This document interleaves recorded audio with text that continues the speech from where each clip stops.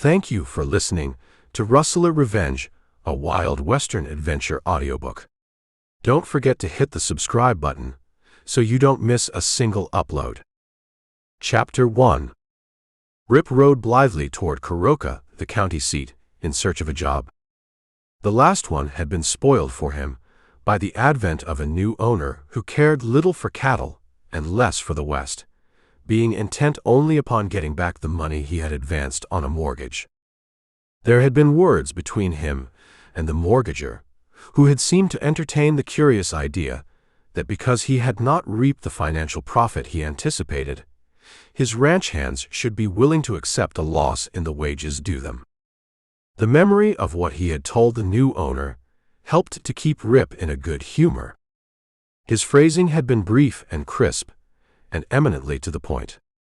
It had got under the thick hide of the man who had paid him in full and dispensed with his services after Rip had told him that he would rather sift cinders in hell than work for a hombre whose nature would contaminate a coyote, or words to that effect. So, with his best horse and saddle under him, his second string left with a friend at a neighboring ranch, a nice paycheck in his pocket, Rip had no cares. He was a good cowman, none better, and he had small fears of not landing a job as soon as his money gave out. Meantime, he meant to sleep some, eat sweetened pies and cake, gamble, treat any friends he might make or find at Kuroka, and generally relax after long weeks of work. He had tried out his own county without finding an opening that suited him, and now he was adventuring into comparatively new fields.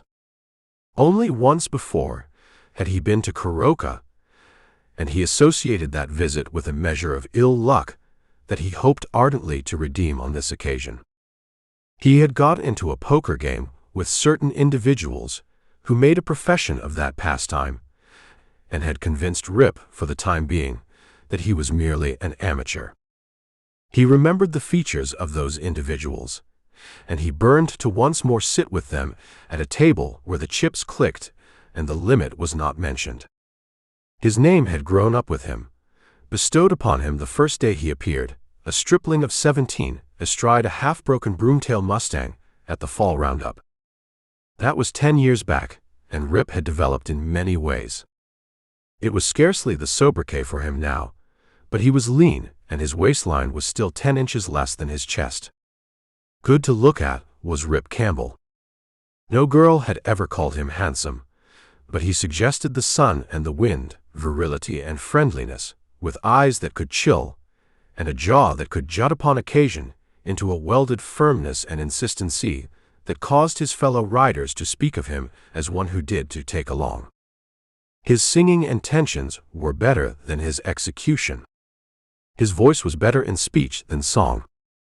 Rip was constrained to express himself in sentiment, something he steadfastly abjured in everyday affairs. He was no poet. Her name, it was Cherokee Mary. She was sweet as a Cherokee rose, though her manners were often contrary. She was light as an elf on her toes. She could dance like a zephyr-blown thistle. She could smile like the witch that she was. And when she got mad, she could bristle and cuss like a good one, because, although she was cute as a fairy, the cutest gal ever I saw, yet nobody wedded with Mary. For she was a Cherokee squaw. And I'm no squaw man, Pete, he confided to his bay horse. What's more, I ain't planning to hitch up to any woman. Me, I think too much of my liberty, horse. If I was married now, I'd have had to take what that son of a gun offered me back to the ranch, instead of telling him to his face where he should go in head first. And you and me wouldn't be loping along this fine morning with $180 in our pockets, horse, looking forward to apple pie that ain't made out of dried apples. For you get one, you sweet-toothed horse, soon as we hit Kuroka. Reckon this is Owl Canyon, and we're halfway there. Owl Canyon thrust itself out of the plain in unusual fashion. 2 walls of rock honeycombed with caves, the dirt sloping back from their crests to common level again, and an irregular passage between the walls. Midway, a spring of water gushed, slightly warm, slightly sulfurous, but refreshing at that stage of a ride made dusty with alkali, and sufficient to cause a little oasis of grass and low trees. Usually there were cattle there, and sometimes tracks showed where deer came down from the distant hills to drink. But it was close to noon, and all four-footed things, save those pressed into the service of man, were enjoying what shade and coolness they might find. Rip, on his 7th stanza, which told of the horrors of an Indian mother-in-law, checked song and horse simultaneously as he rode out of a bay in the cliff, following the scanty strip of shade, and saw the tableau staged on the turf near the spring. 2 ponies grazed in the background. Their riders had apparently dismounted for a drink. One was a man, not as tall as him but much heavier. Rip took a dislike to him at first sight of the swarthy face, burned dark from days in the sun, and the sneeringly triumphant features, to say nothing of his action, which aroused in Rip a consuming desire to make a third in the tableau. Which he did. The man had seized by the wrist a girl, slender in riding togs of khaki breeches, brown boots, linen shirt of russet brown with a tie of bright scarlet. There seemed to have been some sort of a previous scuffle, for her dark hair was disarranged, and long strands of it hung to her waist. She was sun-browned, but color flamed high in her cheeks, and Rip caught the flash of spirit in her eyes as he off-saddled and leapt to the rescue. She was half the man's size and weight, but she defended herself with a desperation that held off his advantage. Once she scored with a rake of her fingernails across his leather cheek that brought the quick blood and a curse as she all but broke clear while he strove to get an arm about her. The oath was but half delivered when Rip cracked the attacker neatly over the elbow with the barrel of his Colt, and slid the gun back into holster while the other, letting go the girl, swerved to face the newcomer.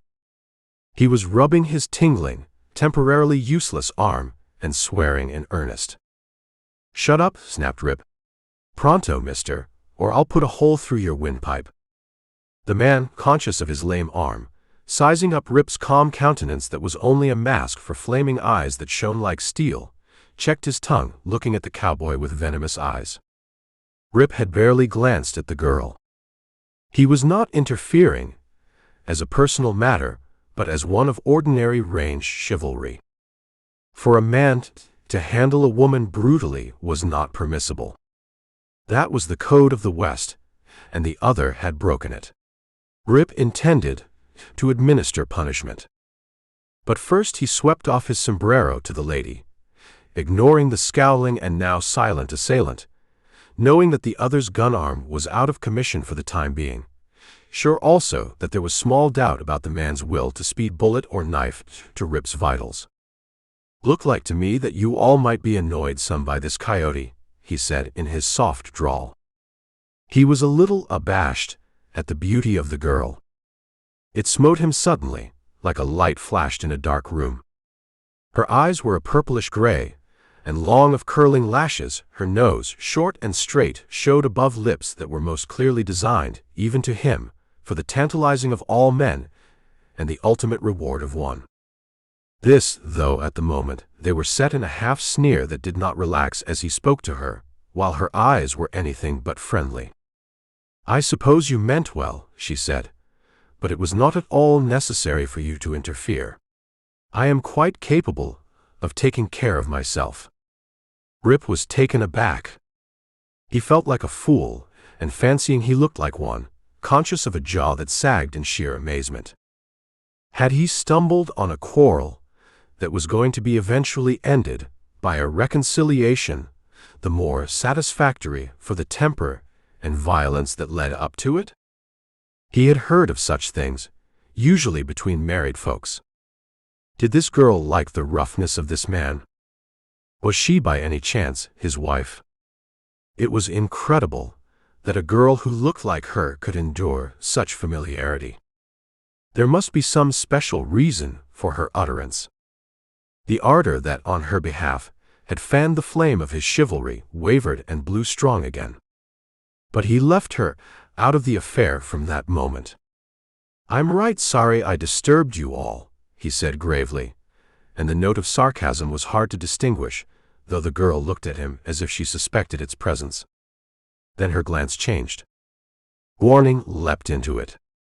His back was to the man. She might have spoken, but he whirled at the first hint of caution. The other's gun was out of its holster before Rip's hand started to swoop down to the butt of his own weapon. The odds were all in favor of the first to draw. "Stick your hands up, cowboy. Paw the sky," the stranger said, his slow eyes glittering evilly, his uncouth face twisted with rage and the desire, the intent, to kill. Rip's first dexterous blow had left him half crazy with one set purpose, to get even. He saw that he meant to fire whether he lifted his hands or not. Sledge Grant had started in as ranch blacksmith and wound up as foreman, partly by natural ability, partly by his bullying tactics, backed by personal prowess that made him able to boss the ordinary run of hands. He made the boast and held the reputation of being the fastest man with a gun in Curoca County, also the worst so far as real manhood was concerned. But this last was not generally mentioned. Sledge had his following, and it was not scrupulous. But he was proud of his gunplay, proud of his speed and his strength, and if anyone had told him that a man could stand with his back to him and then beat him out with a gun draw to the level, Sledge would have laughed loudly before he proclaimed the other a liar and laid bets to prove his own superiority. "Stick them up," he growled. The pause came as Sledge's eyes widened in astonishment, with something of the terror of a bully who finds himself beaten at his own game. Rip's gun came out of leather in a blue streak. His elbow stiffened close beside his hip, forearm almost level. He wore his gun low. There was the merest jerk as the barrel settled into position with its ominous muzzle like the eye of death lined on Sledge's heart, just a fraction of a second ahead of Sledge's own weapon that was still slightly deflected toward the ground. Under his swarthy skin, Grant's cells reacted like those of a chameleon. He turned gray with the fear of the grave upon him, while he quailed and sobered at the menace and contempt in the eyes of the man drawing down on him. By a tremendous effort, he checked the rise of his gun. An inch more and Rip's Colt would belch fire and lead. Sledge dropped the ivory-handled weapon in sign of defeat, in token of surrender. Rip stooped, picked up the gun, broke it, sprayed the cartridges on the turf, and handed the weapon to the girl. She took it, in a sort of daze at the swift vision she had had of sudden and violent death, and its diversion by the swift action of the drawling stranger. She stared wide-eyed as he ejected the shells from his own Colt into the palm of his hand, pocketed them, returned the empty gun to holster, and deliberately slapped Grant across the face. This was a challenge calculated as much to smooth the rebuff he had received from the girl, as by a desire to give Sledge the lesson he ached to administer. The color came back to his face. The sting of the blow roused his spirit. The fear of death was taken from him, and the other was delivered into his great hands. He came at the lighter man with the bellow of a bull, fists half open, clutching for a clinch that Rip avoided, sending Sledge staggering with a smash to the jaw that rocked his head. Rip, ducking a wild flail, landed his left full on the mouth, splitting a lip, breaking the skin of his own knuckles against the other's teeth.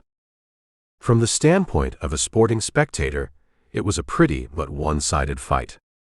Rip's first two blows had taken away some of Sledge's newfound confidence.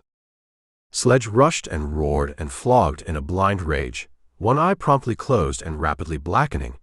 His ribs drummed in a tattoo that did his wind no good, all his best blows warded off by the assailant who danced about him with arms shuttling in and out.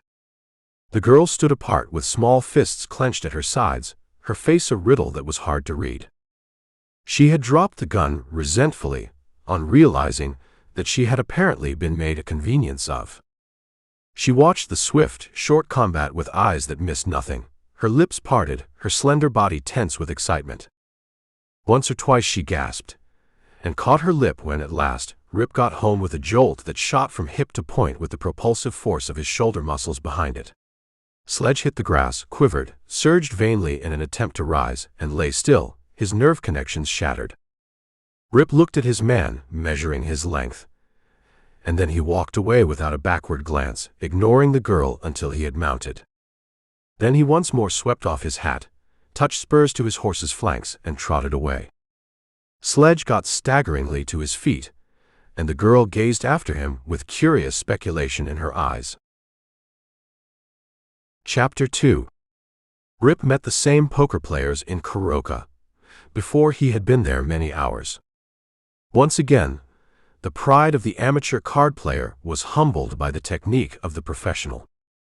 His second night found him with his money vanished, and his experience a little extended. He lost the last of his dollars on a showdown, swallowed the drink that the winner of the last jackpot had bought, according to card custom, rolled a cigarette and declared himself through. "Empty as a last year's bird's nest, gents," he said with a smile. "Now I've got to get me a job. Anyone know of someone aiming to hire a hand?" The players did not, but a man stopped him near the door. "If you're looking for a job," he said, "Joe Walsh is in the dance hall taking a whirl. He owns the TR outfit. I heard him early this evening, saying he needed a rider. Got some colts he wants busted. You look like you could ride some." "My legs are long enough, if that's what you mean," said Rip. "I'm much obliged to you for telling me. What sort of a looking gent is this Walsh?" The man described him briefly, but accurately, and Rip readily picked him out as the dance ended and the partners went to the tables for the inevitable order. Walsh was a good-looking chap with a weak chin and a ready but somewhat vacuous laugh that was encouraged by the liquor he had drunk. He was fairly sober, but his talk was inclined to babble, and his attentions to the synthetic blonde with whom he clinked glasses had long since passed the merely friendly stage.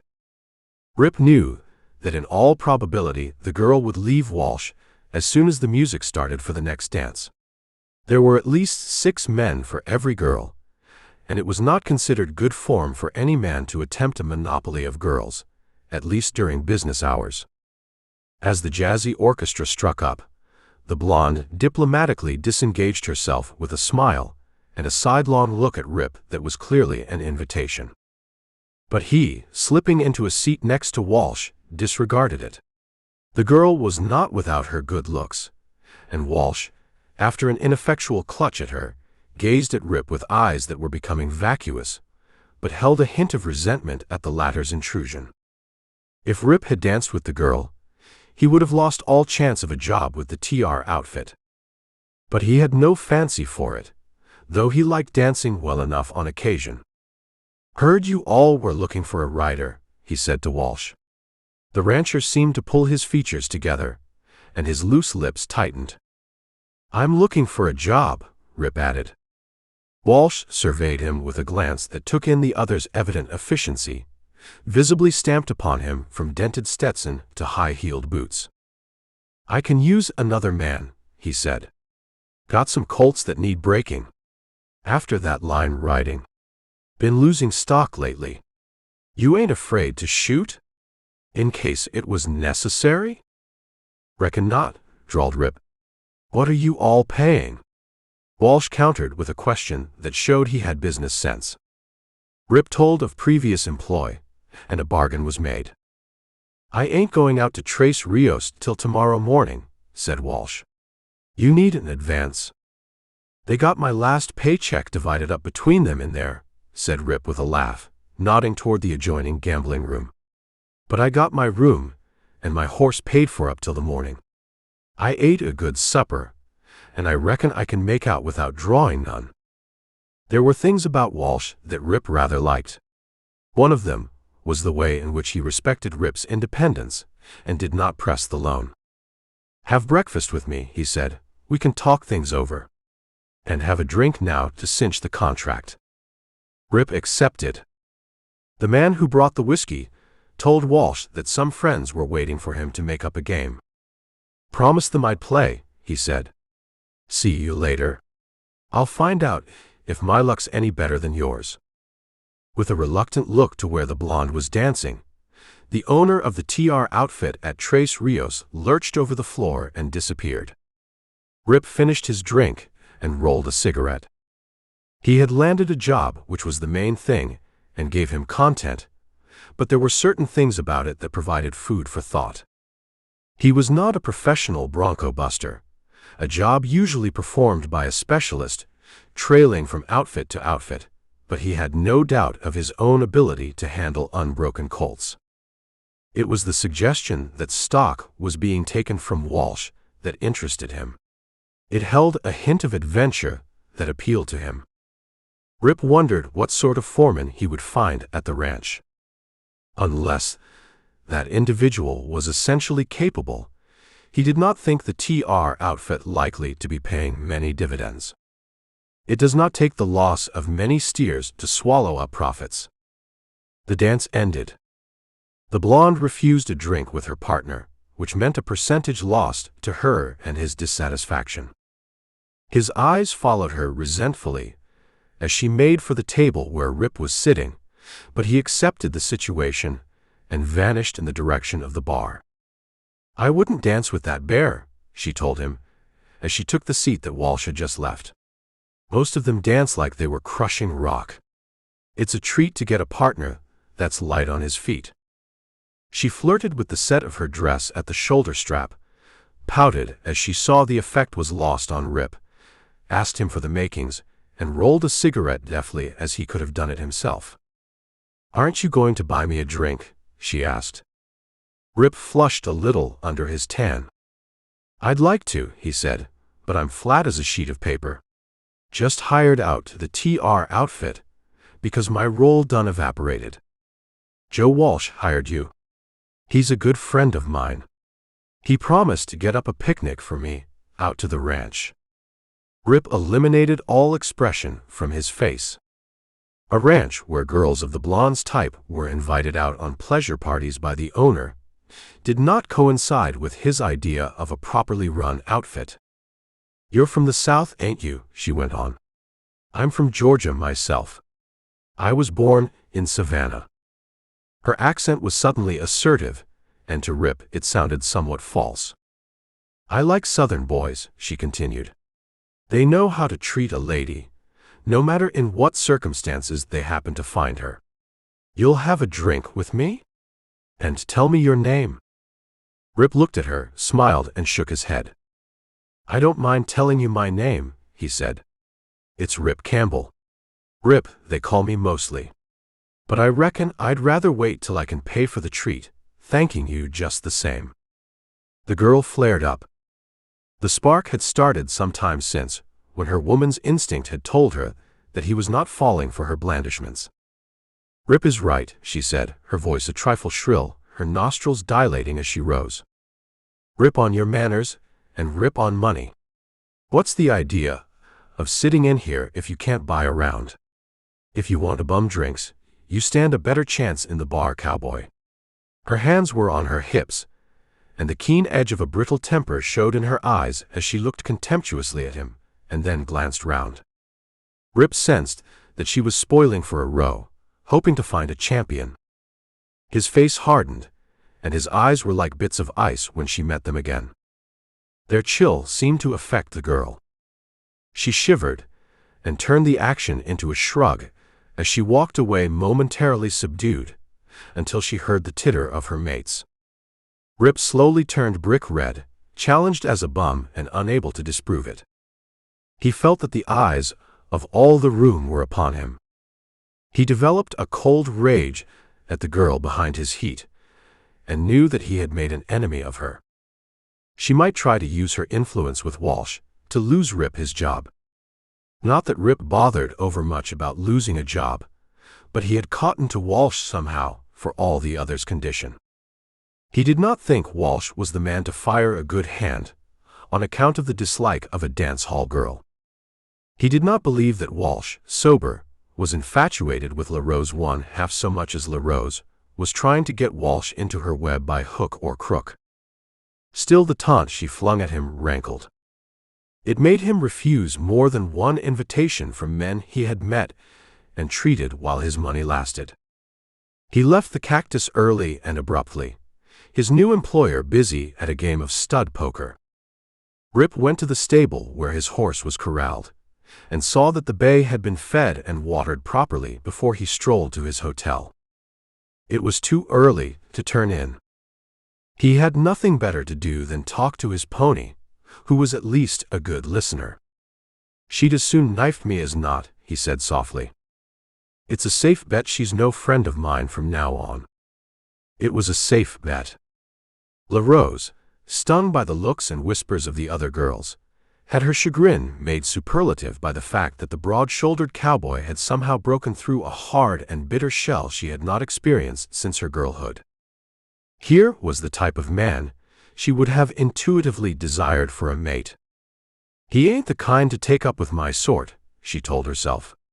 "Thinks I'm dirt under his feet. Damn him, I'll get even with him if it kills me." Rose had no especial fondness for Walsh. With Walsh as foreman, she had had an affair which threatened to terminate before she desired it. The man had grown cold.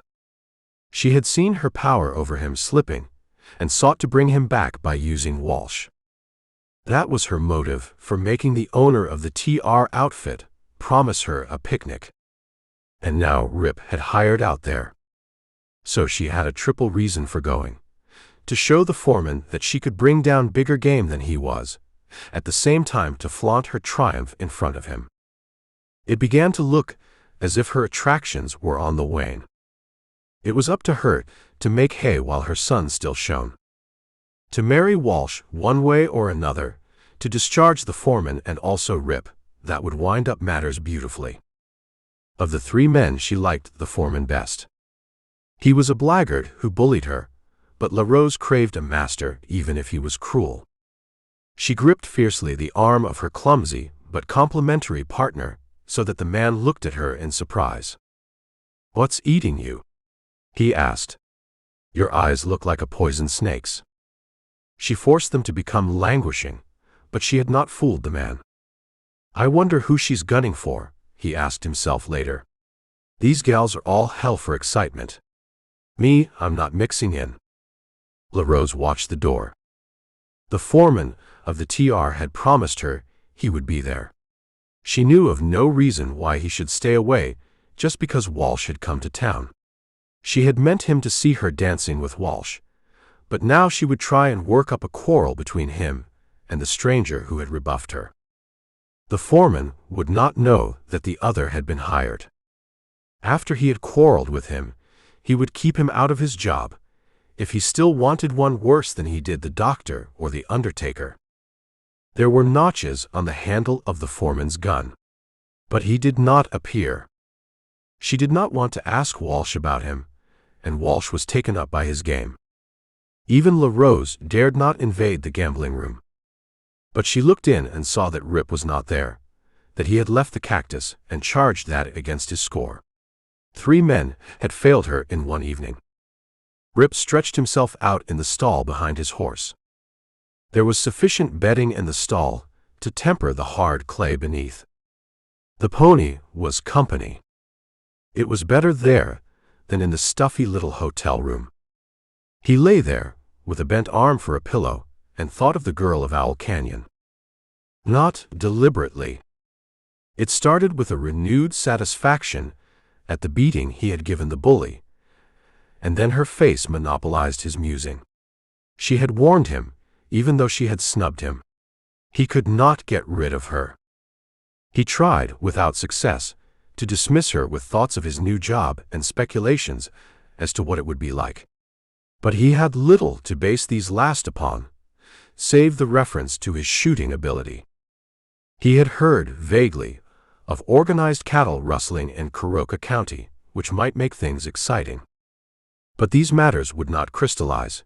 He could not hurt his fancies. The girl's face again obtruded, fading only before drowsiness. He was practically asleep when voices aroused him. His senses became instantly alert, but he did not move. 2 men, riders by their hats and their walk, proclaimed vaguely silhouetted against the out-of-doors as they entered the open shed, glanced in where his roan turned his wise head to look at them, and swung it back indifferently to his feet. Rip on the floor was indistinguishable, not to be looked for. There was the click of a match head against a nail, the odor of tobacco smoke. Then came their voices, low-pitched, in the next stall. "Seen anything of the chief?" asked one. "Time he showed up. I want to draw some money. There's a game on that looks good to me." "You won't get none out of the chief tonight." "Why won't I? He stayed behind to collect for 15 fat 3-year-olds, didn't he? I helped deliver them, didn't I? I got something coming to me, ain't I?" The speaker was truculent, partly drunk. The other expostulated with him. "We got to get back to the ranch. Horses are tired, and we got to ride some to get back by breakfast." "To hell with the ranch and breakfast too. Why don't the chief pull something worthwhile? There's money coming to me, and I want it. And spoil the whole layout. Wouldn't be healthy for you if you did that. Folks see you blowing money round like you was a millionaire instead of a ranch hand, and they'll begin talking. Let them talk. I'll tell the chief straight out the way I feel about it." "Tell me what?" A third man had come into the shed and stood at the end of the stall where Rip lay, wondering what rancher was going to miss 15 steers in the morning. The newcomer's voice was harsh and threatening. "If you boys can't keep your tongues from clacking, we'll have to have them tended to," he threatened roughly. "There ain't no one round here," defended the grumbler a bit lamely. "That's got nothing to do with it. You know the rules. If you've got any kick coming, and you ain't, you put it up to the council.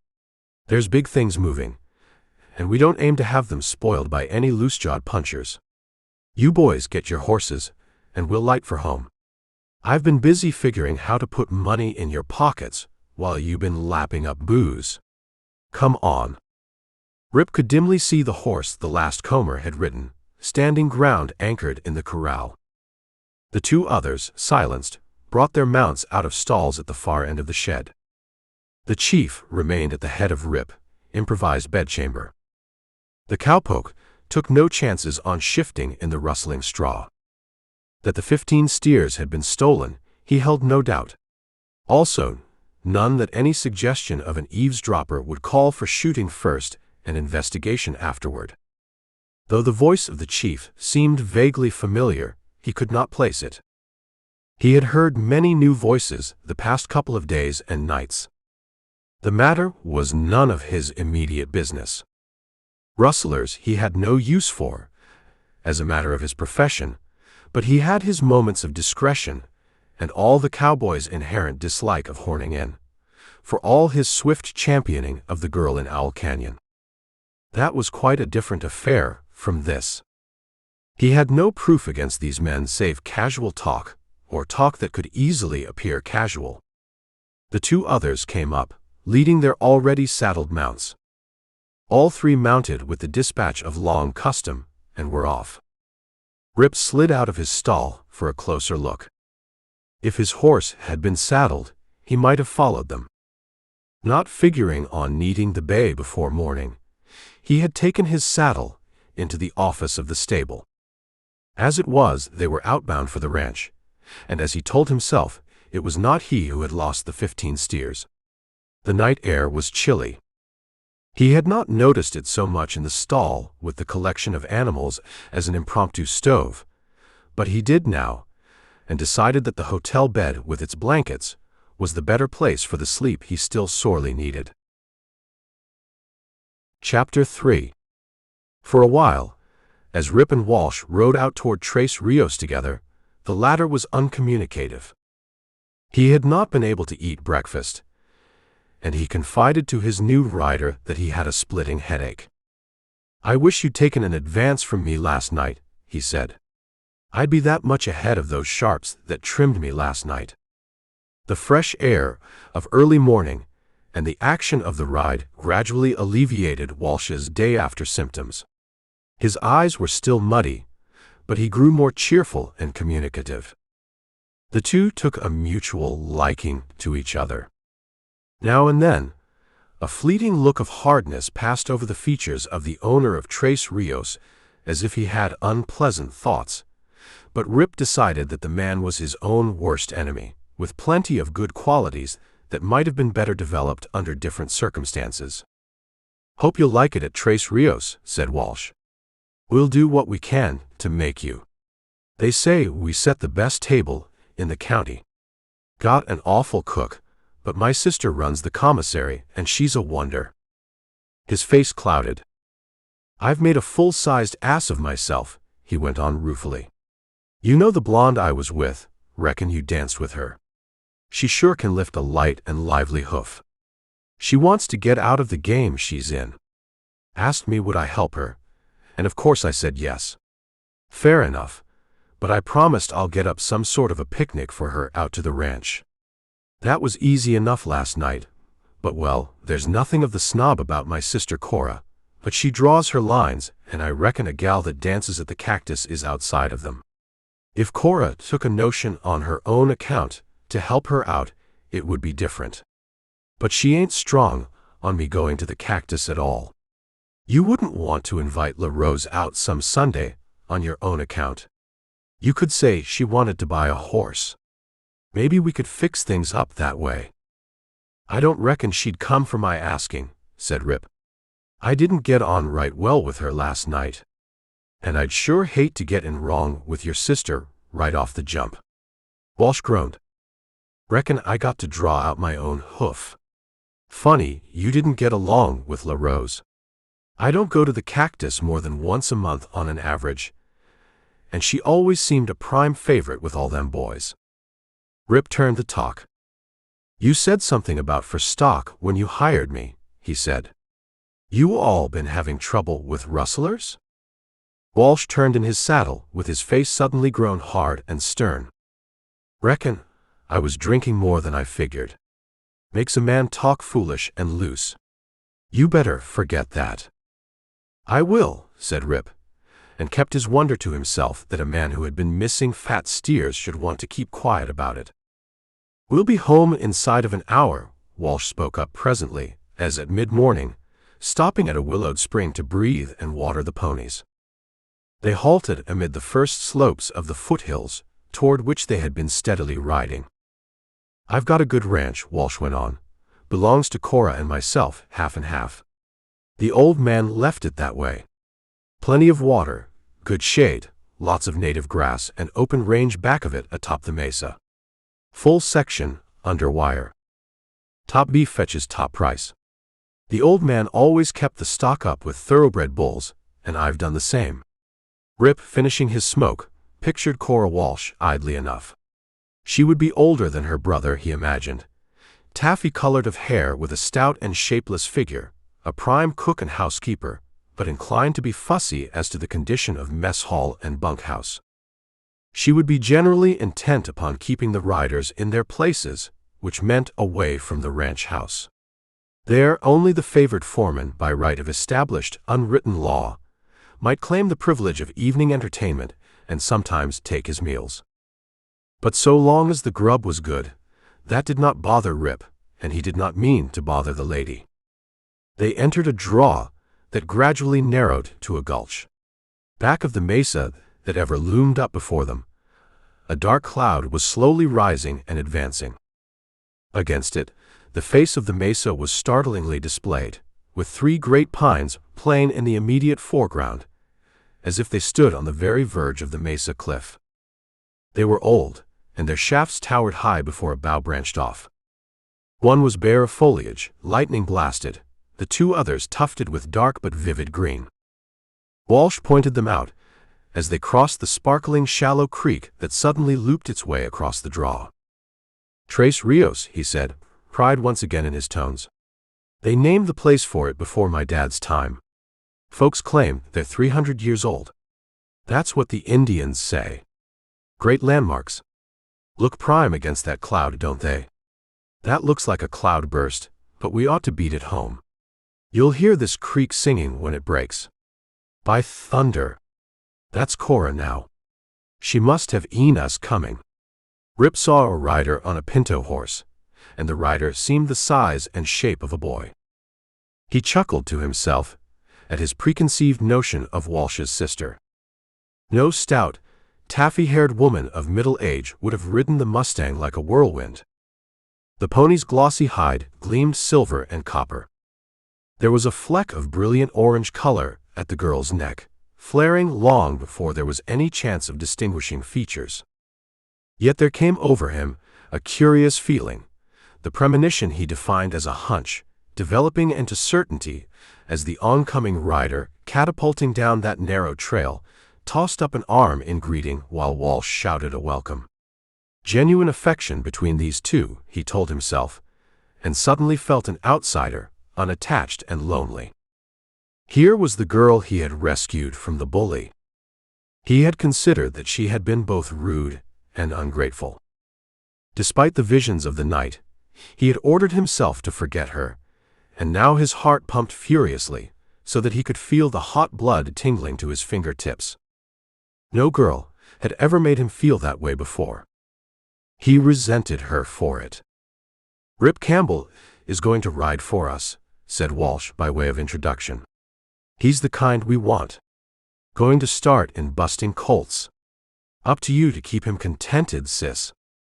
The girl's eyebrows went up slightly, as if she were surprised at her brother's enthusiastic endorsement of an untried employee. She gave Rip a cool little nod. "A good hand's always welcome at Trace Rios," she said with irritating emphasis. "I think I saw Mr. Garvin Tuesday in Owl Canyon. He must have been on his way to Kuroka." "The name's Rip, miss," said Rip. "Not Garvin." There was anger back of his quick flush, but he followed her lead. She showed plainly she did not want their meeting referred to. "But I don't remember meeting you all," he drawled. "Seems like I should have." That got him a gleam from her eyes direct. He could not decide if it meant surprise, anger, a certain admiration, or more positive amusement. He dropped back, letting brother and sister ride together. He could see that they soon got into talk that hinged on serious matters, the girl relating indignantly something that had happened, the man angry, receiving it wrathfully, then slumping suddenly with a shrug of his shoulders while the girl flared up and rode ahead in a flash of anger. She pricked her pinto to a lope that took them to the narrow trail that wound up the right-hand cliff to the bench above. She could hardly have told her brother of the Owl Canyon episode after practically denying it before Rip. Still, she might have eliminated him from her version. It was a single trail now, and when the men reached the bench, the girl had vanished into a grove of cottonwoods that screened off the main portion of the TR buildings. Rip came up beside Walsh, who rode on in gloomy self-communion. They loped in silence by fields of emerald alfalfa, growing vigorously under irrigation. The whole ranch bore signs of careful planning, though there were hints here and there of carelessness. Tools left out, a broken lateral gate, a windmill that squeaked, and hints of neglect at almost every glance. Though Walsh's face was somber, his brows were creased and his mouth and jaw firmer than Rip had so far seen them. He ventured a remark. "Likely stand. Second crop, I reckon." "Yep." Walsh shook off his depression. "Alfalfa does fine. Cora's going in with the wagon to Kuroka after dinner. Nothing you left behind. My horse is packing all I own, except my second-string pony. Left him in the next county. I'll send for him sometime, or my friend will ship him over." The big cloud was perilously close to the sun, ominous. The 3 pines were still in vivid light, the middle one showing almost white. It looked not unlike a great gallows, Rip thought, the fancy heightened by the presence of a buzzard on the outstanding horizontal limb. They trotted down a narrow lane between 2 corrals while the sky began to darken more and more, and things became strangely silent. The advancing cloud was dense enough to blot out any sun. "Cora will lay off that trip, I reckon," said Walsh as they emerged in full sight of the long, low ranch house. A man came out from a small shack that had an office sign on it, advancing toward them. He suddenly stopped and stared at Rip. The cowpoke gazed back with his face as hard as granite, his body easy in the saddle, suddenly alert, hand falling back instinctively toward his gun butt. For a moment the man's bruised face was devilish, then it twisted into shape, the eyes still smoldering malevolently, though the mouth, with its cut lip, formed into what was meant for a grin as Walsh called out, "Hello, Sledge. Here's Rip Campbell. Used to be with tea in a box, over in the next county. Going to break these colts, for a start. He's on the payroll. This is Sledge Grant, foreman." Rip's watchful eyes G-lined like mica flakes in granite, but Grant only nodded at him with rough acknowledgment that was outwardly friendly. "We need a good buster," he said. "Glad to meet you, Campbell. Kind of worried I'd have to break those colts myself. You'll find a couple spare bunks in the bunkhouse. Take either of them. Make yourself at home. Chow's in the lean-to back of the house." Rip was plainly dismissed with another puzzle. It began to look as if Cora Walsh and Sledge Grant had mutually agreed to say nothing of what happened. Why? She did not seem the sort to permit insult. "What about this 15-head, Sledge?" he heard Walsh demanding as he rode toward the bunkhouse. "Cora tells me they were run off last night. It's plumb funny I lose cattle whenever I go to town. Plumb funny, they always happen to be 3-year-olds. Rip caught the reply, assured, almost insolent. "Ain't it? That a jest? How it did happen. No one riding herd?" "Look here," Walsh's voice, thickly passionate, stopped. His sister was coming down the path. She had changed into a gingham gown and a hat that fitted snugly, pulling on gloves as she came. "I'm going to eat in town," she said, her voice cool. "You and Sledge can talk things over by yourselves." Grant had pulled off his hat, but the girl paid no attention to him. She must have caught the note of quick rage in her brother's halted speech. She passed so close to Grant that she almost brushed him, but he might well have been the gatepost. His swarthy face turned almost purple. There was thunder in the air, storm about to break loose, but Rip fancied that all the tenseness did not come entirely from the atmospheric conditions. "You can't go in now. That cloud's going to break inside of a few minutes. You'll never make the creek till it goes down." "I'll go round by the big bridge," she said coldly. "I've got my slicker in the wagon. And I'm eating in town. Grant's been eating in the bunkhouse," she added pointedly, as she left the two gazing after her. It seemed to Rip that she was skirting deliberately on the edge of some dangerous topic, as if she dared Grant to tell why he had eaten in the bunkhouse while Walsh was absent. Yet she had clearly avoided it before. And the 15 rustled steers. There had been a moment last night when he had wondered if Sledge Grant's had been the voice he had thought he recognized. But it was not. The girl turned and called back. "There's a message on your desk, Joe. I found it skewered to the front door this morning. I kept the knife that fastened it." There was challenge in that. It was likely she did not expect Rip to hear it, though he was not sure about that. But his ears were good.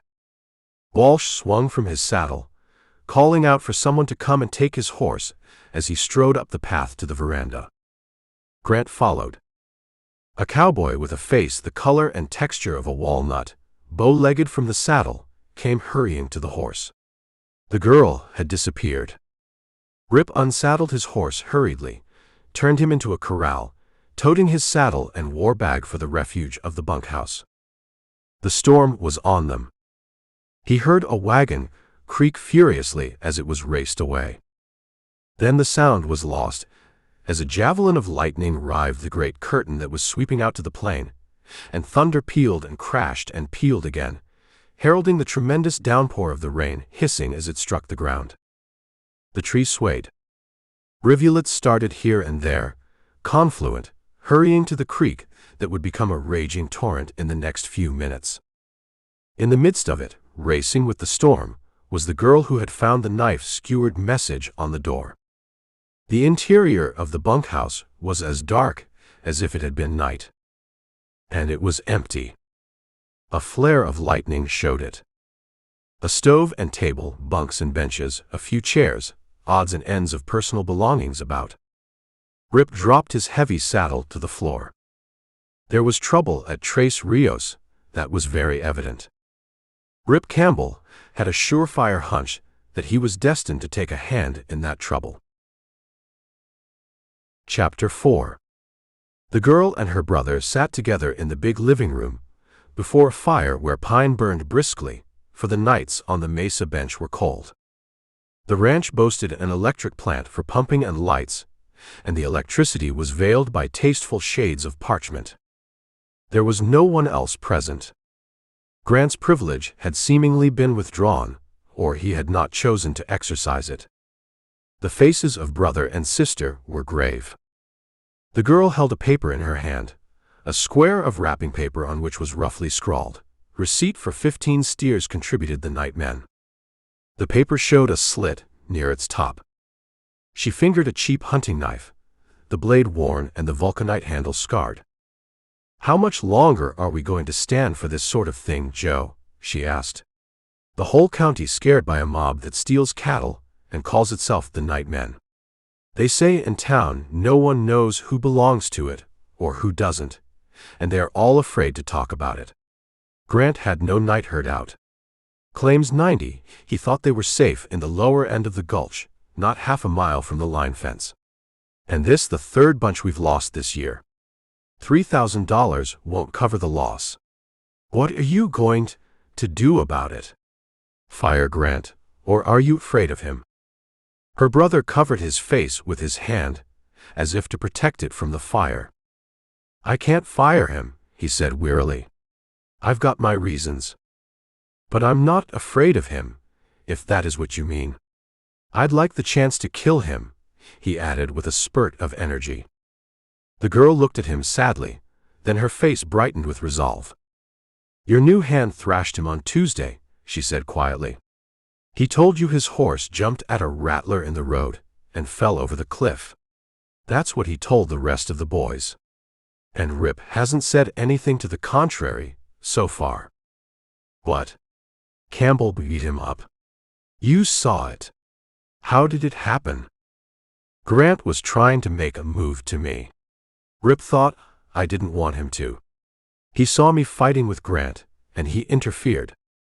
Sledge trying something with you, the Yellow Coyote." Walsh was not wearing a gun, but his hand made an instinctive gesture as he sprang up, his face flaming. He started to stride toward the door, while his sister watched him curiously. He stopped, turned, flinging up his arms in an impotent motion. "Sit down," she said. "Tell me about it. I've got a right to know. Grant's got something on you.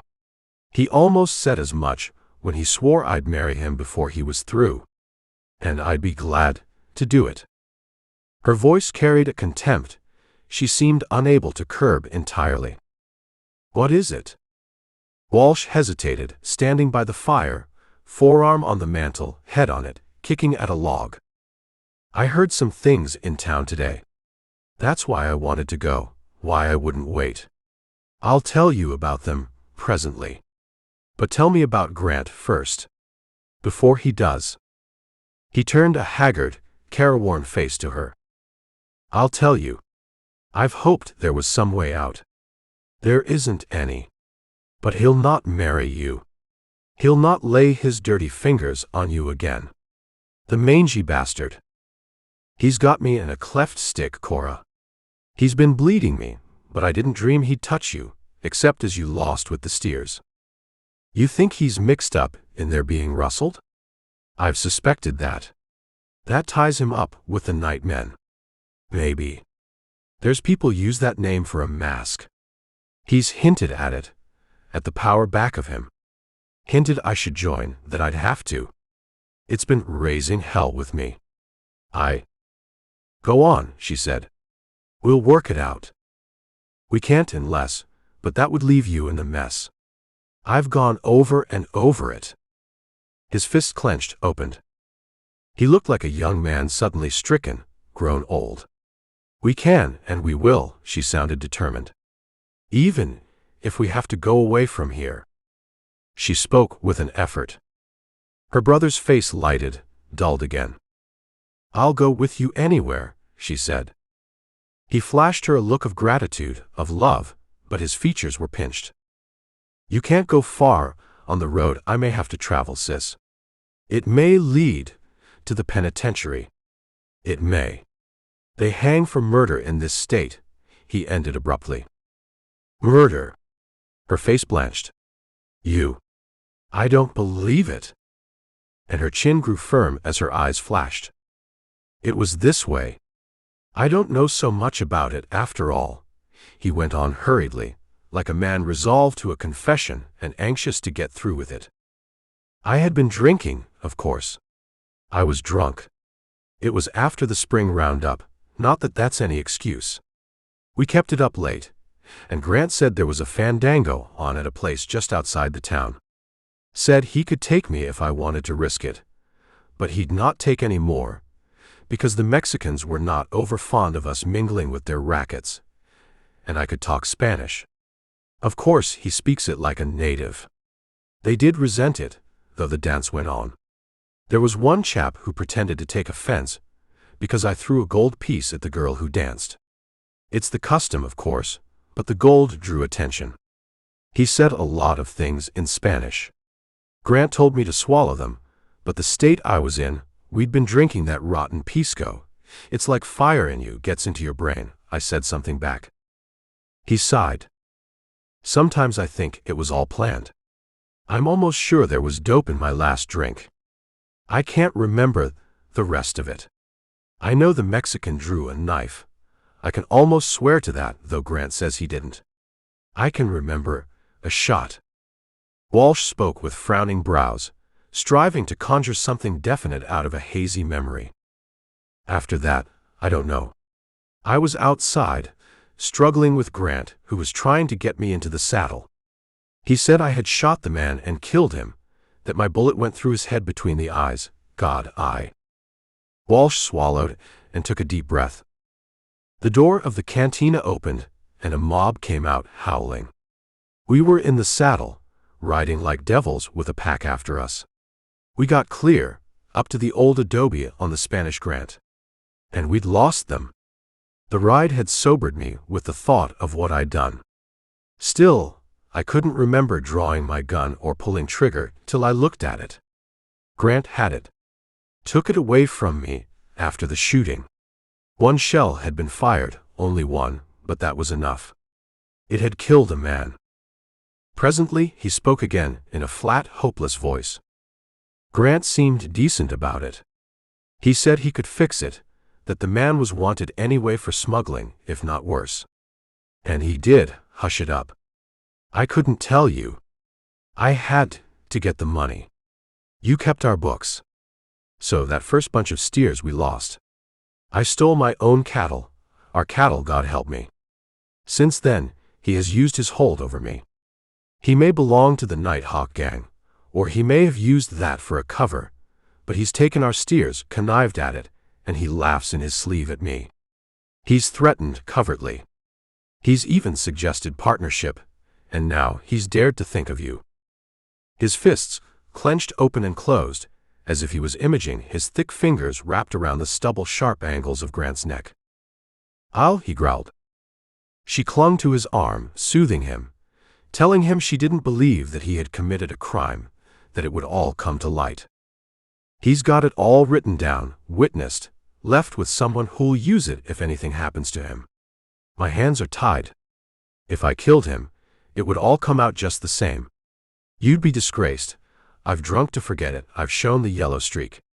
I'll never touch another drop, another card. I swear it. But what's the good of that? Leave it to me. We'll find a way, we'll get at the truth. You didn't kill anyone. If you were drunk, drugged, someone else could have used your gun, or they could have used their own, and then fired a shell from yours to make you think you did it. He looked at her with the face of a drowning man who has grasped a plank out of the smother. And then he found it only a straw, sinking into despondency. But the girl was fired with resolution. She communicated some of it to him. We'll wait. I can handle Grant. You'll not encourage that snake. I won't stand for it. Leave that to me. We're fighting for your life, for our happiness. Trust a woman's weapons." For a time, he sat silent. Then he got up. "You're the better man of the two. I'm glad I've told you. I'll do what you say." She kissed him on the cheek, clung to him for a little. "What did you hear in town?" he asked. "It was Wing that started it. Joe, I don't think it's just curiosity on his part, but there's little goes on that he doesn't know about. And Wing has been devoted to me ever since I nursed him through pneumonia last winter. People call his eyes inscrutable, but I've seen a lot in his. He came to me yesterday after you had left. It cost him something. He was terribly afraid all the time we were talking, not long. You know how he talks in his pidgin English. Missy, something not all right along of you, along Mr. Joe. I see. You take laundry in town tomorrow. You take along Hop Lee, he my cousin. He belong along same society. You tell him Wing send you. Maybe he tell you something." Of course the laundry was just an excuse, but it was a good one. I saw Hop Lee. He had been expecting me.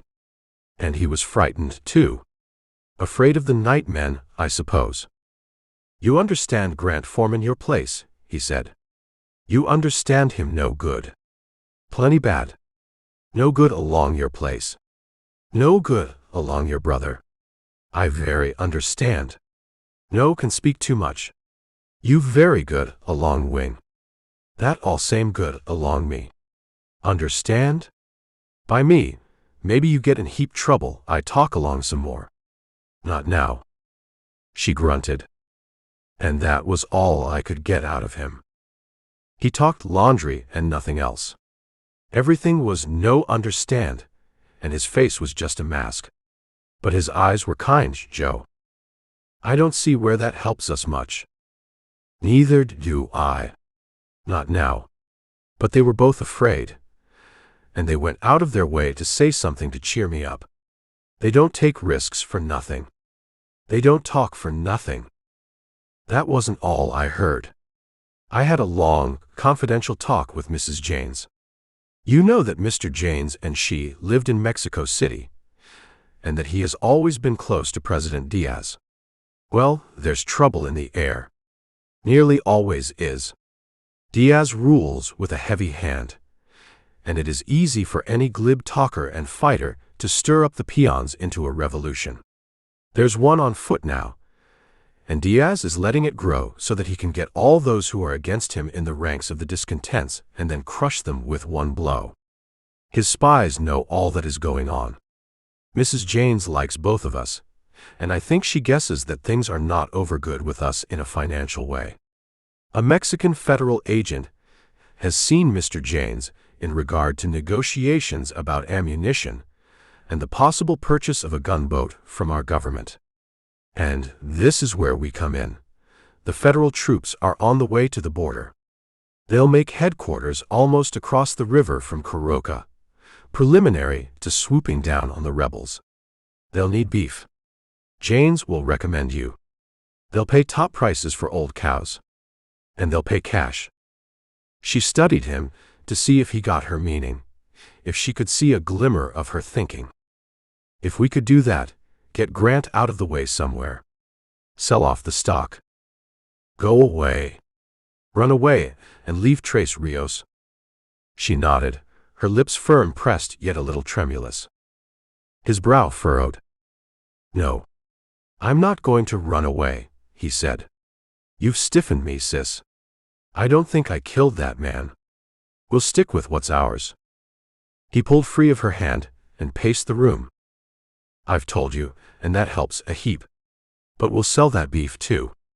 We'll have money to fight with. Grant stealing those steers with what he might do has had me nearly crazy. Like taking it from you. You know how bare the bank account is. And a note coming due. I've been gambling like a fool to try and make it up. We've got to do more than get Grant out of the way. I can do that by sending him with a shipment on the reservation contract. I meant to go myself, afraid to trust him with the steers or the money.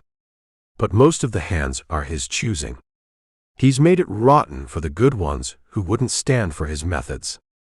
Weeded them out, and I had to accept his reasons. You wondered why I let them go.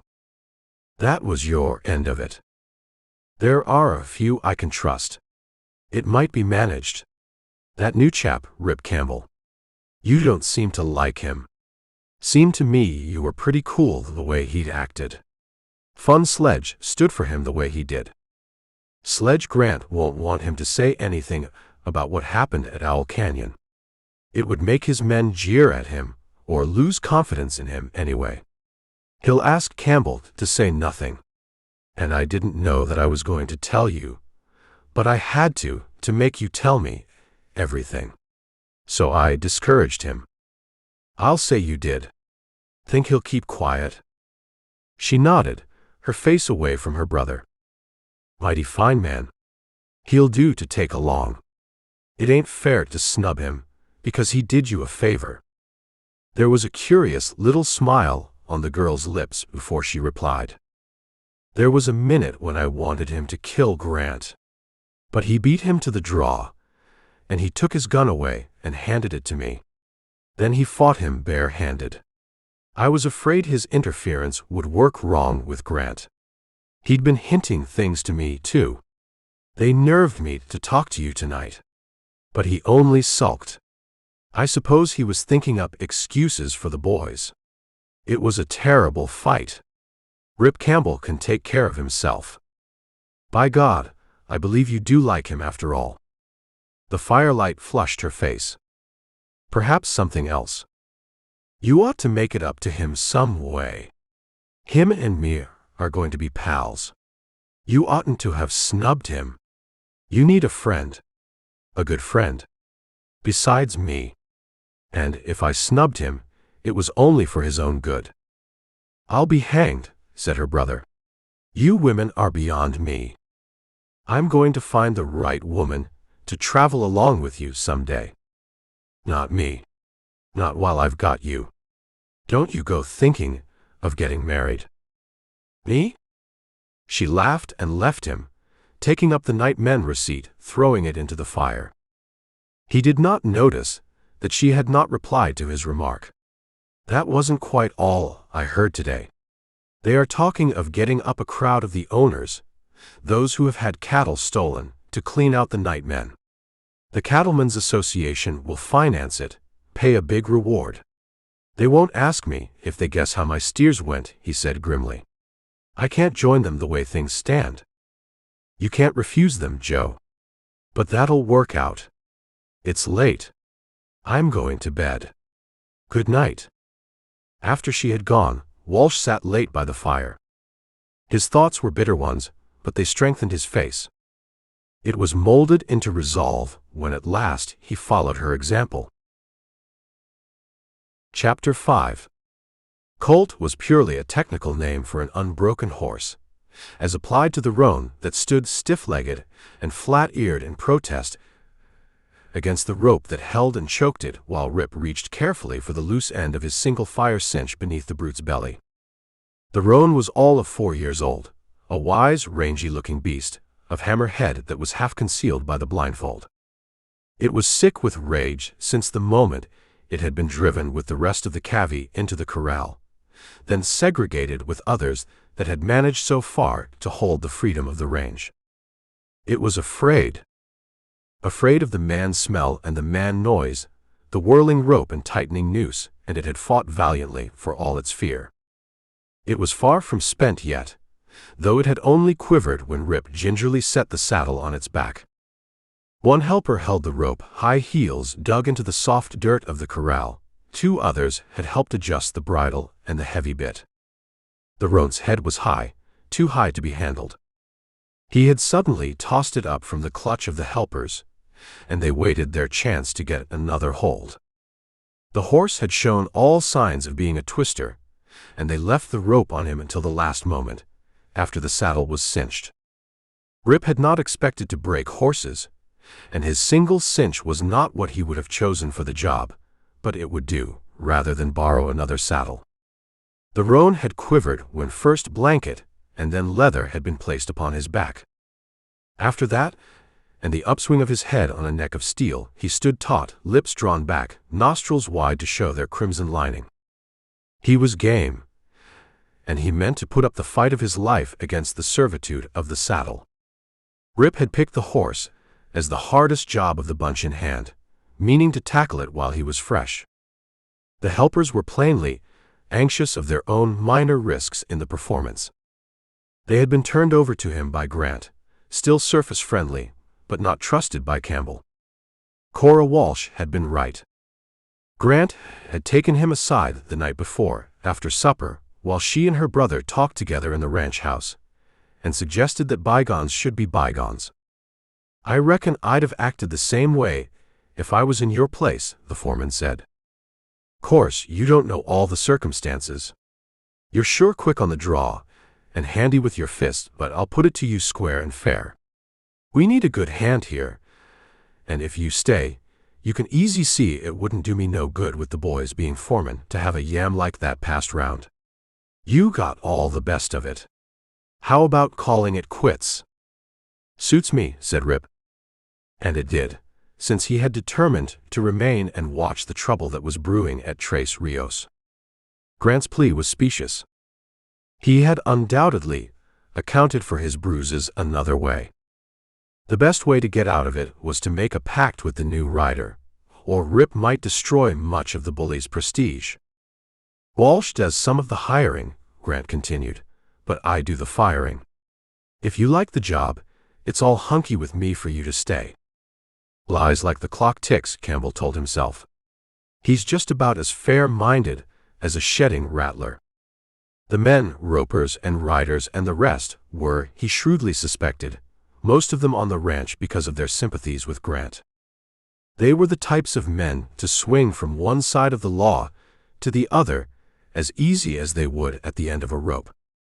Just as likely to find a hangman's noose at the end of that rope as they would the riches they imagined might belong to them. Not an honest face among the bunch, if eyes were to be trusted. It was the way they held themselves, hunched and furtive, not from day after day spent in the saddle, waving lasso and chirps at little doggies to get along. They were bent men because of their place in the world, or how they felt about themselves, Rip thought. Not quite man enough to stand up straight. Grant amongst them. But he said nothing, even when he began to believe that Grant had not tried to give him the best men for helpers in the breaking corral. Walsh did not appear, but it seemed as if general operations had been suspended to watch the new hand tackle his dangerous job. No buster lasts long. Broken limbs are the least of his troubles. A broken neck may finish him, but rupture is sure to claim him. He may have to sit a horse until the blood comes out of nose and ears and mouth. There's always the chance of a leg smashed against the corral fence by a maddened horse, ribs crushed by a rearing fall, a chest perforated by the steel core of the saddle tree and horn. On the range, busting holds the fascination of a bullfight, and usually the work is done by a traveling professional for high wages. It looked as if every man on the TR except the boss was perched on the top rail, aside from the helpers. Grant sat astride a chute gate. The Chinese cook peered through the bars. The tall and taciturn Englishman, who seemed to attend to all the machinery on the ranch, squatted with his grasshopper legs and brick-red face atop a hinge pole of the main gate, humped up, smoking a briar pipe. Interest was usual enough, and this attendance might be flattery. It might be lax discipline on the part of Grant. It might be a special custom, or it might be something else. That Grant hoped for a spill, Rip was certain. There had been few friendly overtures made to the new hand in the bunkhouse overnight. The silent Britishman's attitude had been, after all, the most cordial. Rip felt the general wish, the almost universal hope that the roan might worst him, but these hostile statics only made his lean face a little grim and his eyes hard and frosty. He was quite sure of his ability to ride the horse, given fair play. He caught the swinging cinch with its steel ring, threaded through the strap and drew it taut, while the roan grunted and instinctively blew out against the pressure.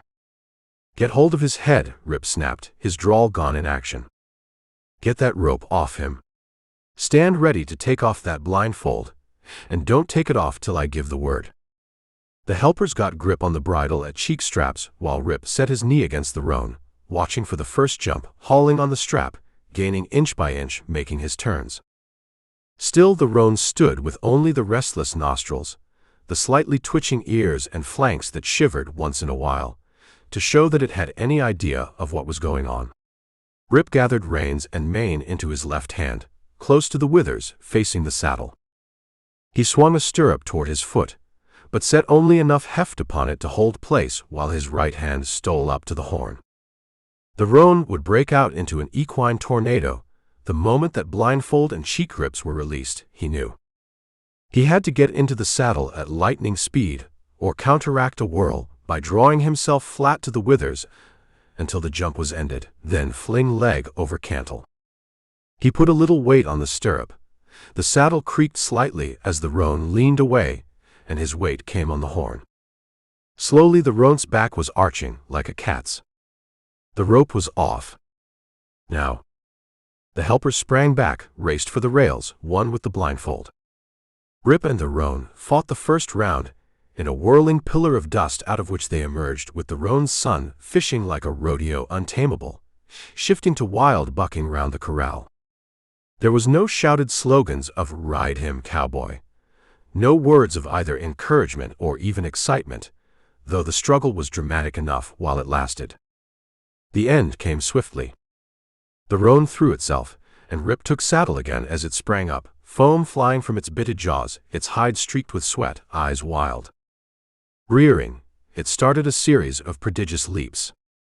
At the third of these, the cinch broke, and man and saddle went flying through the air to land with a dull smash, while the roan went careering, triumphant at having rid itself of the burden it feared would master it. A rope sang, and the roan was checked, snubbed to a post, flung to the dirt. 2 or 3 men, Grant among them, advanced slowly to where Rip lay with the dust settling down about him. His head was tucked in like a turtle's, and for a moment or two he was motionless. He sensed the silence, his brain working fast to a conclusion of foul play. The cinch was nearly new, of good manufacture, a woven web that ended in the stout leather through which the ring was reeved. The strap was of sound hide, pliable, well-oiled. He had inspected the saddle the night before, to offset the lack of hospitality in the bunkhouse.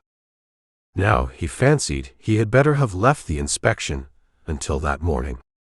Instinctively, out of long experience, he had fallen on his shoulders, and while the breath was jolted out of him, there was no other damage done. He retrieved his gun, which had flown from the holster, went over to the saddle, and carefully looked at it. "Hurt any?" asked Grant. To Rip, his voice held disappointment. Rip did not answer him. He was looking at the strap. The break, if it were a break, was curious. It was diagonal, and while such a thing was barely possible from a badly cured hide, it looked more like a cut than a tear of fibers, except for the last inch of it. To Rip, it looked as if someone with a thin blade had sliced slantingly into the leather with careful if diabolical skill, cutting on a long slant 2/3 of the way through, and then pasting or gluing it together, working in a little dirt and grease to hide the damage. On a direct pull, it might have lasted for hours. With a ramping, twisting devil like the roan, it was a certainty that it would break within a few minutes, as it had within a few inches of where the strap went under and through the ring. Rip exhibited it. Since his rage did not call for immediate action without a real target, his southern drawl was pronounced. "There was nothing wrong with that strap last night," he said. "I overhauled it myself." Grant stepped out truculently, backed by the presence of his men. "You saying one of this outfit did that?" he demanded. His hand hovered above his gun butt, but did not descend. Rip was eyeing him with a look that was cynically suggestive of past humiliation. "I didn't do it for a fact," said Rip. And I sure reckon it's going to be hard for me to say who did it. I ain't the kind to go hunting for trouble, he drawled while the lookers-on held their breath to listen. But in case I happen to rim into it, I aim to ride it. Same as I'm going to ride that roan horse soon as I fix me a new strap. I don't believe in showing off none, but I. He stooped, all eyes upon him, and picked up an empty tobacco tin that one of the hands had tossed empty to the dirt. It was bright red, and it made a brilliant streak as Rip suddenly tossed it into the air. The blued steel of his gun caught the light before fire spurted from the muzzle, and the tin, at the height of its flight, jerked as a bullet tore through it.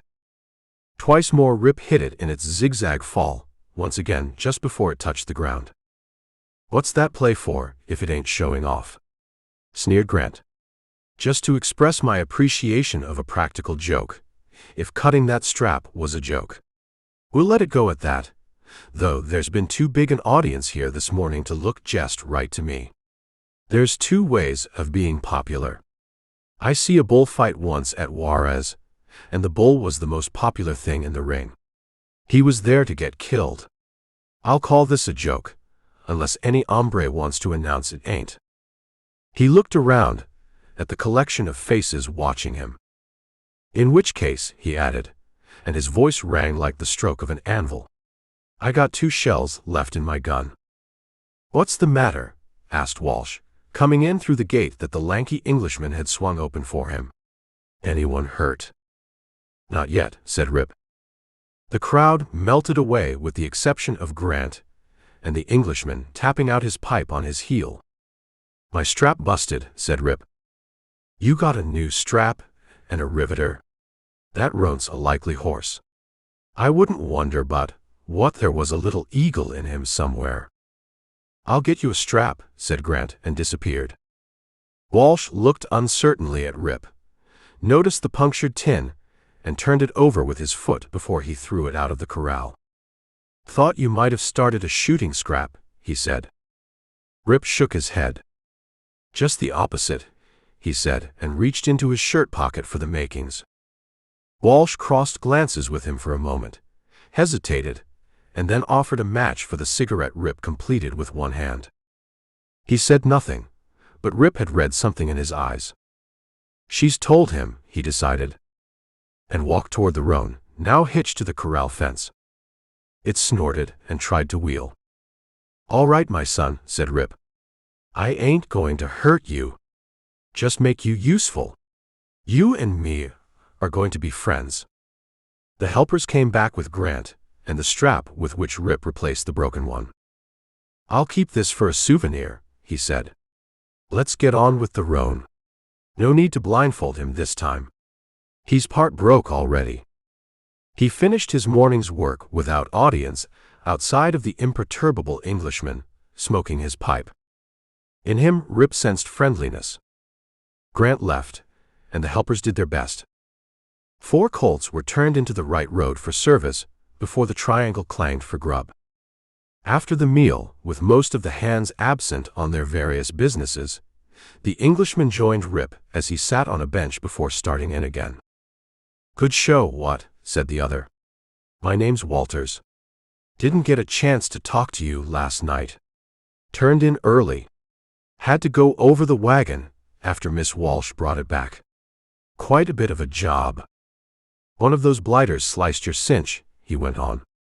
"They'll leave you alone after that shooting. Ripping stunt that. Most of them are blighters, you know, and Grant's a blister. Mighty glad to have you here. I'm not much myself. Remittance man and a general rodder, but I like to see fair play. I'm not much on roping or riding. Never will be. Couldn't handle anything like that roan. Admire you immensely." He tapped his pipe against the side of the fence. "I'm the handy man. If you get what I mean. Fix the dynamo, mend the pump, overhaul the tractor and the odd wagon wheel. Regular tinker. What? Don't talk much, but want to say this. If you ever need a man at your back, I'll try to be there. So long. Got a short circuit to fix. Loafed this morning. Wonder Walsh, don't kick me off the place. Fact is, Miss Walsh is sorry for me. That's the sort of chap I am, Rip. The women get sorry for me. God made them that way. I went the other way. To the devil, old chap. He stalked off. Rip watched him with friendly gaze. It was just as well to have someone to depend on at the TR outside of Walsh, and he felt that Walters, if that were his own name, for all his self-depreciation, had good stuff in him. Chapter 6. There was a difference in the atmosphere of the bunkhouse that night. Not all of it could be attributed to Rip's display with his gun. That, he calculated, would be most likely to affect a certain kind of man, but while they treated him with a certain half-sullen respect, it was a silent one. After the supper meal, they foregathered with Grant at one end of the table and started placing Monty with a pack of greasy cards. But there were others who nodded at Rip as they came in, while one or two spoke. These, it seemed, were not without their feelings of fair play toward a newcomer who had acquitted himself well. The outfit appeared to be split into two factions, those who blindly regarded Grant as something more than foreman, and those who remained neutral in their regular jobs. Walters, the Englishman, mute most of the time, sat next to Rip and offered him a well-read magazine. Rip Campbell was no longer an entire outsider. 2 hands had gone to town in the afternoon, and these he had considered as Grant's immediate followers. The 15 stolen steers still bothered him, though he fancied he now remembered the man who had been called chief. A vague memory of a voice across the poker table where he had spilled his check grew stronger, but he still felt that Grant had something to do with the deal. Rip kept his ears open to the general talk while he turned the pages of his magazine, reading automatically. Sometimes the page was obscured by a phantasmal illustration, nothing at all to do with the story, a picture of Cora Walsh's face, always with a sentence whispered in the back of his brain. She told him about the fight, after all. Rip was far from a fool. It was plain enough, putting things together, that Grant had some hold over Walsh, and that explained the reluctance of the girl to have Campbell interfere. She knew of that hold, or suspected it. He had been her champion once, and he stood charged to help her again. Rip decided that what he needed now was the combination of a cool head, good ears, and a quiet tongue. He had an idea that he had another friend outside the bunkhouse in Wing, the presiding genius of the mess hall. More than once, he had noticed the genial Chinaman regarding him with eyes that were distinctly approving. The cook might appreciate the scene in the corral, but Rip did not analyze the reason for the friendship. It might never come to more than an extra slice of apple pie, perhaps one for Pete, an inveterate lover of sweets. Nevertheless, it seemed worth having. There was some jesting with the foreman that struck Rip as not altogether void of sarcasm. "Mighty nice of you to spend an evening with us," said one. "We don't often see so much of you. Ain't you going over to the big house tonight?" "I'm shy of money," retorted Grant. "I'm taking up a collection. You want to kick in?" "I ain't much on your games," said the other, and by the tone of his voice, Rip had little doubt that this man at least resented the acting boss more than a little. Rip went on reading, listening. The gamblers' voices rose and fell. Grant seemed to be winning on the turns of the cards. The 4 men at Rip's end of the table began to talk in comparatively low tones, but he heard them distinctly, though they apparently took it for granted that he was absorbed in his magazine. Walters, behind a cloud of smoke, set out his cards at Canfield. "Wonder if there's anything straight about this revolution." "Revolution, nothing. They don't call them revolutions across the river. They call them demonstrations. They have to happen every so often. Old Porfirio holds them checked up so hard, they're bound to buck. I mighty nigh got demonstrated against a wall one time. They can call them what they darn please, but I'm telling you they spill blood and fire when they get going." That's the time you want to watch out. One of them looked a little apprehensively toward the other end of the table. To blazes with them, said the speaker. You can't trust none of them. You're not wrong there. The men cast eyes at the other group on the far end of the table as they agreed on that. Rip felt better. If there ever came a time when issue was taken against Grant, there would be more than one or two against his crowd. 6 counting Walters, not counting Wing. Probably get some news from town when the boys get back. I ain't going to wait up half the night to get it. Hear that rumor about the Cattlemen's Association? What? The voices dropped lower still. Rip believed the precaution taken more against the Monty players than himself. He could still hear fairly well in scraps. He heard bits about the night men, about a big reward, a vigilante organization. And, piecing them together, he drew a right conclusion. He arrived also at a pretty definite conclusion that whatever there was of inside crooked work in the stealing of TR cattle, these 4 men were neither in on it, nor were they members of the more or less mysterious nightmen. There was a near row at the table end. Grant threatened one of Rip's helpers, called Taylor, snatching his cards from him.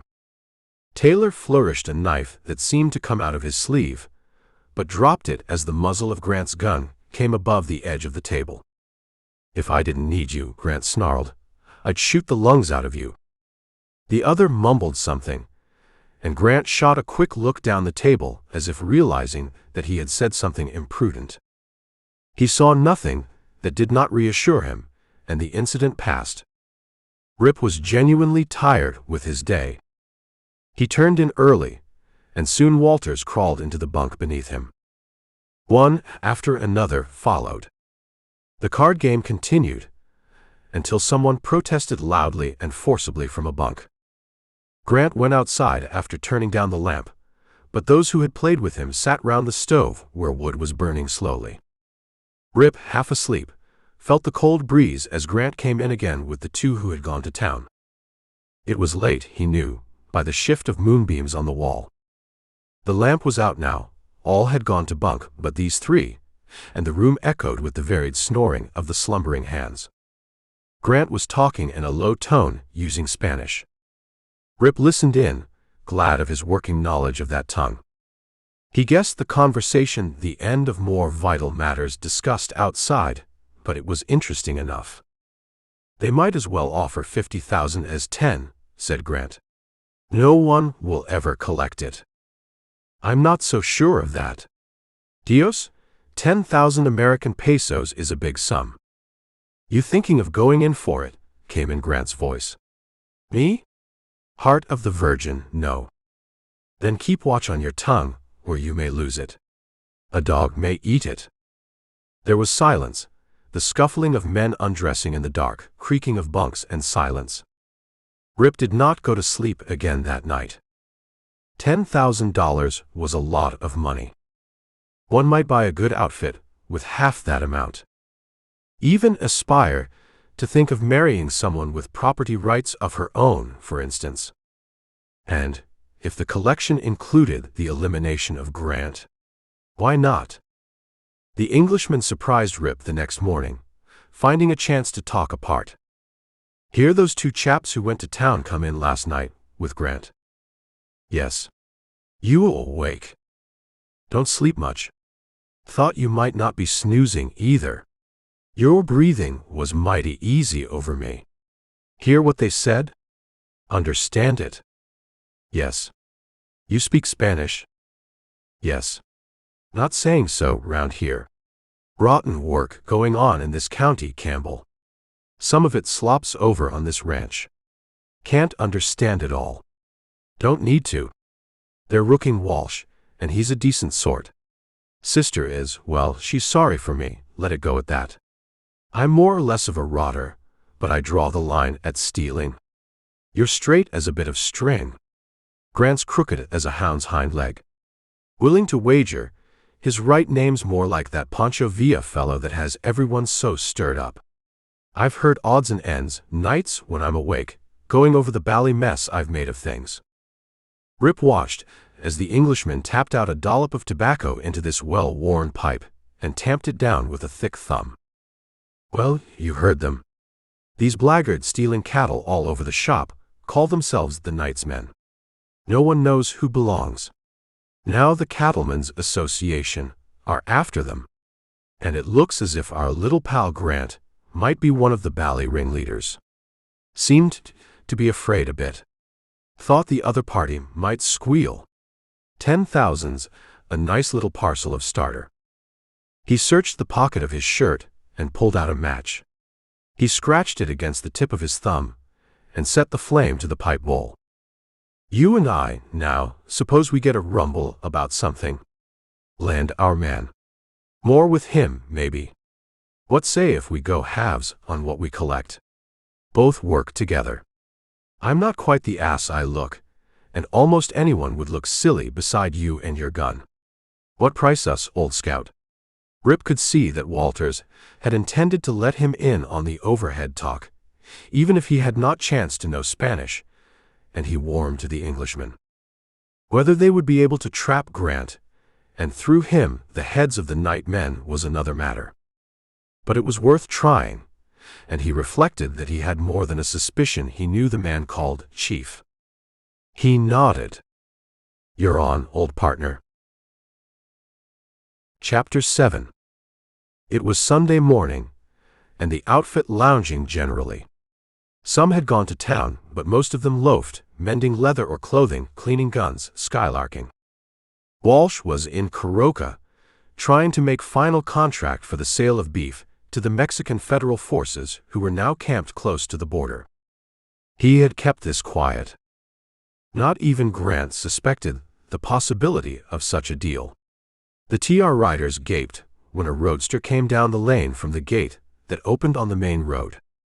There was a vision driving alone, and most of them knew the lady at least by sight. La Rose, in summer costume, stunning to their eyes, though her complexion, like her costume, was a trifle pronounced. Rip, shaving meticulously by a mirror hung to a nail outside the bunkhouse door, saw her reflection and promptly drifted inside. He did not think she would be especially eager to see him, and his action was natural enough. La Rose had seen nothing of Walsh on the road or in Coroca. But she hesitated to call at the house, and drove on to where the men rose as one from the bench and off the top rail of the opposite fence. Those who had hats swept them off gallantly as she surveyed them with a smile. Walters stepped forward. His manner evidently impressed her, as a brand of politeness not common to the neighborhood. "I've never seen you at the Cactus, have I?" she asked, her eyes roving for sight of Walsh or Grant or Campbell. She was still vindictive, but Walters, with his unaffected gentility, checked her a little. He was a distinct type. As a string to her bow, he might be efficient. And she was a little afraid of him. "I didn't know I'd find you there," he said, and got a dazzling smile for reward. "My error. Can I serve you?" She was not quite sure whether he was mocking her or not with his melancholy eyes. Here was a man who had seen life. Remittance man, of course. But apparently working. A phenomenon. A puzzle that intrigued her a little. She made up her mind to see more of him. "I'm looking for Mr. Walsh," she said. "I rather think he expects me." She raised her voice, which was well modulated, hoping that Grant might be within hearing, knowing that some of these men considered her more or less the foreman's girl, sufficiently so not to try to mine his claim. The long Englishman with his horse face was different. She rather thought he'd cut in on Grant if she tried to make him. Rip dropped out of her mind. The man called Taylor went in search of Grant, currying favor, and found him looking at a wire cut on his horse. "That English fellow's trying to steal your gal," he said. Grant looked at him in surprise. "What's eatin' you?" he asked. "What gal?" "La Rose. She's here in her John Henry. Come out to see Walsh, she says." Says he was expecting her. That's a damn lie. Grant hurried off. LaRose called to him charily. She was chagrined at the news of Walsh's absence, but she was not going to spoil her day. Grant was the next best bet. To pit him against the Englishman might be better fun than the cowboy whose name she did not know. She considered Rip as dumb where women were concerned anyway. He didn't matter so much with better game in hand. Walters knew by bunkhouse gossip of Grant's leaning. He was shrewd enough to debit LaRose with her desire for flirting and its complications. He had not trailed the world without acquiring wisdom. And he turned away, despite her alluring glance. Grant caught it, and his face grew darker. This was his girl. He did not relish interference, and the word of Walsh rankled. "Thought you weren't coming," he began. "You're late." LaRose gave him an admiring glance, gasping a little at his cleverness. She let him help her from the buckboard, draw her away from the crowd. "What's this about, Walsh? Trying to start something you can't finish?" "You've no strings on me," sledged Grant. "You're hurting my arm. I'll twist it off if you try to make a fool out of me. Batting your eyes at that British dude. He's a gentleman, anyway." "Well, I'm not. As for that dude, I'll spoil him if he monkeys round you. Now then, what about Walsh?" "He invited me out here." "I don't believe it. If he did, why ain't he here to meet you?" He had to let go her wrist, and LaRose was beginning to enjoy herself. "I didn't set any special date." Grant's face began to twitch. "I'll tell him where he heads in. You too. You lay off, Walsh." "Since when did you give me orders?" "I'm giving them to you now. You came out here to see me, understand? We'll take a ride together in that wagon of yours, back on the mesa. I'll get the cook to put up some lunch." This did not suit LaRose. Things were not going as she planned. Grant was asserting his masterful manner, and she felt something of the old lure of it. "I'm not going," she said. "If Walsh isn't home, I'll call on his sister." That was bravado, but Grant's coarse guffaw stung her pride and unleashed her temper. "Think she's have anything to do with your sort?" Grant sneered. LaRose, in a fury, slapped him across the cheek. Her jeweled ring struck the lip that Rip had split, and which was barely beginning to heal. Blood spurted, and as LaRose started back, alarmed at the result of her blow, but still angry, Grant started for her. But he checked himself, pressing the loose ends of his neckerchief to the cut. "I'll fix you for that, you hellcat," he said. There were flakes of fire in his dark eyes, and his voice was low and deadly. The girl shrank further off, watching his clutching hands, suddenly afraid. "You'll leave me alone." "I'm through with you," she panted, forgetful of the cowboys, a dozen paces away watching them. "I'm not through with you." "I know too much about you, Sledge," she said, and her voice grew shrill with terror. "What do you think you know?" His low voice carried a chill in it. He stood in front of her, covering her from the little crowd in the front rank of which stood Walters, his left hand stroking his gaunt chin, his lank figure seemingly slack, though there was a light in his too often vacuous eyes. LaRose backed against the fence of the corral, at bay. Grant had boasted to her that the hands at Tres Rios were his tools, and with Walsh away, she became panicky. Womanlike, she seized any weapon. "We've got a new dancer at the Cactus," she said. "She's made friends with me. Calls herself La Paloma. She knows you." LaRose had made no definite threat. It was probably that she suspected more than she knew, but Grant's face turned to that of a devil as he heard the name of the girl who called herself the Dove. Far from a dove was Teresa Hernandez. A hawk, too wild even for Grant to tame. It was she who had danced at the cantina the night Grant had dragged Walsh away after the quarrel and the shooting. "I'll slit your throat before it cackles too much," he said, his eyes bloodshot, murderous. and La Palomas afterwards. She believed him, for all the sunny day and the on-looking cowboys. It all swam before her eyes a little. "You'll swing for it," she gasped, as Grant made motion toward his belt, the devil inside of him rejoicing at sight of the frightened woman who stared at him in genuine horror. Neither of them noticed Walters strolling toward them. He'd scare her into line, thought Grant. Flash the knife on her. He drew it halfway from its sheath at his belt, then let it slowly slide back in as LaRose cowered. "I'll do better than that," he said grimly. "I'll send in your name to the night men, my lady. They won't slit that pretty throat of yours, maybe, but they'll do worse than that. You won't want to call yourself LaRose after they get through with you." She blanched under her rouge at the name of the masked riders of the night. "God," she moaned as Grant grinned at her. "Rotten bad form to frighten a lady." Grant. Walters wore no weapon. His hands dangled low at his sides.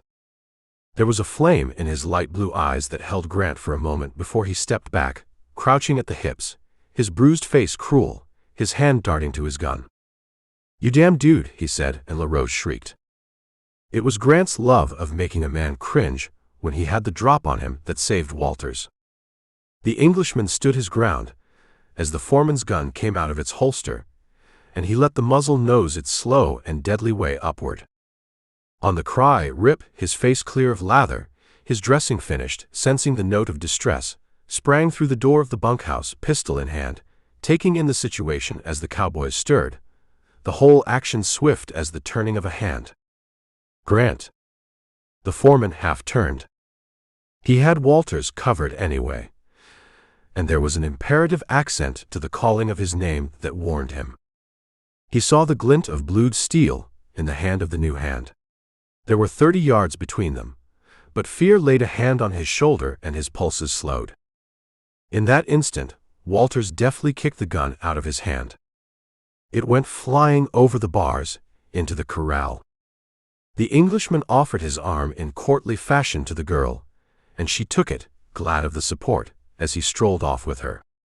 Grant was left with distorted face, convulsed with rage, humiliated, conscious of the menace of the gun in Rip's steady hand, of his watchful gaze. Then the weapon was holstered. Grant strode up to Rip, fists clenched. "Damn you," he spluttered. "You're fired. I'll give you your time.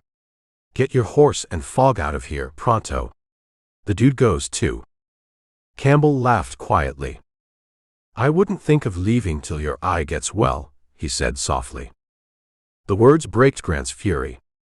"Makes you look sort of one-sided," Rip went on, his head on one side, as if he contemplated whether it would not be a righteous deed to restore balance by a second attack. "Man who hires me fires me," he drawled. "That's a rule of mine. I reckon Walters feels the same way about it." "Walters will have to wait till Walsh makes him out a check," said Grant. "The two of you can ride off together." It was a lame way out of it, but better than none. Rip had worsted him. Walters and LaRose were walking toward a flower garden. Cora Walsh stood on the porch, surveying them curiously. She had vaguely heard the shriek from the back of the house where she had been in conference with Wing over culinary matters. Grant wheeled, lunged into a lane between two corrals. He entered one, retrieved his gun, saddled and mounted his horse, and rode off toward Kuroka, presumably to meet Walsh and ensure the discharge of the two hands. Rip went back into the bunkhouse. He was still clear of LaRose, content that Walters had taken her off, though he did not suppose that the girl would want to have anything more to do with him. He had brought matters to a head that might lose him his job. That did not worry him so much as the thought that his usefulness might be destroyed in aiding Walsh and his sister. It all depended upon how strong a hold the foreman possessed over his employer. Walsh would be loath to lose him, he felt certain. And Walters was a man hard to replace, with his knack with the smith. It would be all settled when Walsh got back from town. It was no use borrowing trouble, and Rip did not see how else he could have acted. Therefore he shrugged his shoulders and gazing through a side window, saw a scene that rather staggered him. Cora Walsh was coming down the path to the gate. Walters, imperturbable, was halting to greet her, Rose hanging back, uncertain of her reception. The Englishman had secured the dancer's right name, and that was curious in itself, for no one else in Kuroka knew it. "Miss Walsh, will you permit me to introduce to you Miss Margaret Baker?" he said. The words were carefully chosen, and the emphasis as carefully placed. It neither offended Rose nor deceived Cora Walsh. She looked a little searchingly at Walters, and then at Margaret Baker. She took in the rouge, the gown, the perfume, and since she was far from a fool, it is probable that she placed the dance-hall attraction with fair accuracy. Perhaps she saw more than most people did. Perhaps it had not been all pretense when she had told Walsh she wanted to get out of it all. And besides, Walters was a favorite. Cora relied on his discretion in such matters. She was not narrow-minded. "I am glad to meet you, Miss Baker," she said. "Won't you and Mr. Walters come up to the house? It's pleasant on the porch." Rose went up between the flowers with her eyes moist, to the danger of their makeup. She was subdued and gentle, and the hostess did most of the talking. She did not ask her guest what she was doing in Kuroka, but she did find out where she came from, and soon the two were talking about gardens with Walters stroking his chin between them. It was a curious conclave. "I thought something had happened," Cora Walsh said once. "It sounded like a shriek, and that brought me out. It was fortunate I did, and saw you." "Shriek of laughter, I rather think," said Walters. "Grant was really humorous. Had to be for me to see the joke, don't you know?" When Rose left, her voice shook a little. "I'm not fixed so as I can entertain you," she said, "but if I see any way of getting even, I'll grab it." "She's just about an angel," she told Walters as they latched the gate, while wondering cowboys whispered and whistled softly. These demonstrations ceased as the Englishman came up with the girl on his arm. They had seen a touch of his quality, and to cross him meant crossing Rip Campbell, still inside. Walters, unconscious of any hitches, told Rose that he wanted her to meet his friend. "Saved me from sudden death and all that when Grant started trouble," he said, and called Rip's name aloud, presenting him as Mr. Campbell. There was no enmity now in the eyes or the heart of Rose. True hospitality had almost wrought a miracle. "I'm glad to know your name," she said to Rip. "I saw you call the turn on Grant." Rip begged her not to mention it, while Walters slipped inside and came out buckling a gun belt about his waist. "I'm going into town with you," he said to Rose. "How will you get back?" "The old man has the wagon in town," he said. "He said he'd not likely be coming back till late. I'll find him. And you might run into Grant." She knew he meant Walsh by the ranch term of old man, and she hoped they would not meet him on the way. Things had changed since morning. As for Grant, the fear of his threat was still upon her, though she had tried to shake it off. She knew its possibilities.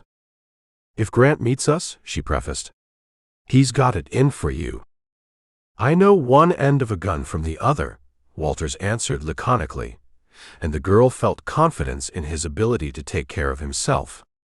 He had placed himself in jeopardy for her sake greater than he would generally risk, she fancied. "I heard what Grant was saying to you as I came up," Walters went on. "Don't you bother too much about that. A lot of that night hawk talk means nothing." "You don't know," she said. "Know quite a lot. They've rather shot their bolt, you know. Cattlemen's association after them, and all that sort of thing. Don't you worry." "I won't, if you tell me not to." She said it simply, without coquetry. "I don't know what Joe Walsh will think of me having visited his sister. He'll be furious." "Why?" "I imagine you can guess, if you want to try. I'm not her sort. You know what I do for a living. Dance your feet off. Look here, Miss Baker, I'm glad to say that Miss Walsh is a friend of mine. I'm a bad egg, and she knows it. I try not to be a cad, but I'm a long way from being a saint. A sight further off than you are. You're a man. There's jolly well no difference. Woman gets the worst of it, that's all. And I'm mighty glad that you are a woman, I am. A friend of mine is a friend of Miss Cora's, or I wouldn't have introduced you. You mean you really want to be a friend of mine? We'll start at that. She looked at him with the searching glance of a woman often deceived, but he met it imperturbably with a little nod that warmed her. Chapter 8. Walsh came back from Kuroka with Walters with him in the wagon, triumphant. Thanks to Janes, he had been in touch with an empowered member of Diaz's staff and laid plans for a highly satisfactory deal. He was sure now of selling his excess beef at a good price. The Mexican federal troops were coming up close to the line, at a point almost opposite Kuroka. A tentative price and quantity had been discussed. He could get rid of all his grade stock and financially shelve his worries. He was able to throw off his worry about Grant to a great extent. The foreman had found him, demanding the discharge of Walters and Rip. Walsh had effectively denied him. No time to talk about such nonsense, Sledge. I've got a big deal on hand. Need every hand I've got. Let it blow over. I want you to deliver the stock to the reservation. I'll be busy while you're gone. It'll all be forgotten by the time you get paid. Grant's eyes narrowed. He'd deliver the steers and collect the money. Whether he'd turn it over to Walsh or not, he was not so sure. He did not like Walsh's manner. It was a little too confident. He seemed to be getting out of hand. But he said nothing more about firing Rip or Walters. When he had seen Walsh and the Englishman leave town, he got busy in quarters that he knew as excellent sources of information, seeking to find out what Walsh meant by his big deal. What he learned caused him to grin complacently as he began to lay his plans. He, too, would have to be busy before he started for the reservation, so busy that he was willing to leave La Rose alone for the time being. He would take with him his own special crowd from the hands at Tres Rios. What he had to say to them after they got away would quite restore his prestige. It was late when he got back to the ranch. The next day, he greeted Rip and Walters with a surly nod. Walsh, telling the news to Cora, paid scant attention at the time to what she said about her guest. After she had gone to bed, however, he whistled softly and resolved to keep his peace. If Walters were really taken with La Rose, his own little entanglement was over with. She was not a bad sort, he told himself. And Walters knew his own affairs best. All he had to do was to time things properly. It would take Grant all of 10 days to go to the reservation and back. Ample time in which to round up, deliver, and collect spot cash for the Diaz contract, once that was signed. And he had leeway on the reservation delivery. Grant would lay no hands on the Mexican pesos. He began, in his newfound confidence, to almost believe that Grant had been bluffing him. As soon as he had money in the bank, he meant to start some inquiries about the man he had killed. With money, he could employ the right people to find out the exact truth of the affair. The reservation steers were rounded up, and Grant departed. Apparently, the foreman knew nothing of the projected sale to the Mexican commissary, and Walsh breathed a sigh of relief. He summoned Rip to the ranch house the night that Grant left and told him of the deal. "I'm making you acting foreman, Campbell," he said. "Your salary goes up to 90. May stay there. You don't know the place yet, but Harper does, and he'll tell you where the stock is ranging. 300 head, including cows, at $60 straight. War prices. Start rounding up tomorrow. We've a week to deliver. I can get some drivers later. We'll hold them in what we call Little Park, inside the wire. Don't have to cross the river. They'll take them over on this side. I'll go with you, of course."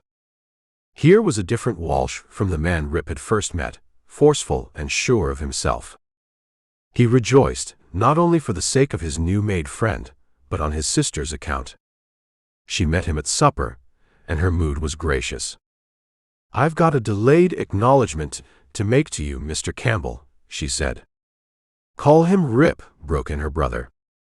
She hesitated, flushed a little, then did as she was asked, and the sound of his name on her lips was music to its owner. "It's an apology as well," she went on. "I've told my brother about what happened in Owl Canyon. There were reasons for the way I behaved. Someday Joe will tell you about that, I hope. I'll try and make amends. Joe says you are to be acting foreman. You'll take your meals with us, of course, as many as you can, and come over evenings." Here was heaven for Rip, striving to say the right thing and getting tongue-tied. She laughed at him, and after supper sang and played for both of them. Rip found himself very much at ease after the singing was done, and Walsh busy at letters and accounts. She got him talking of hunting and fishing, and showed herself as no novice at either. He went back to the bunkhouse walking on air, building castles in the same unstable medium.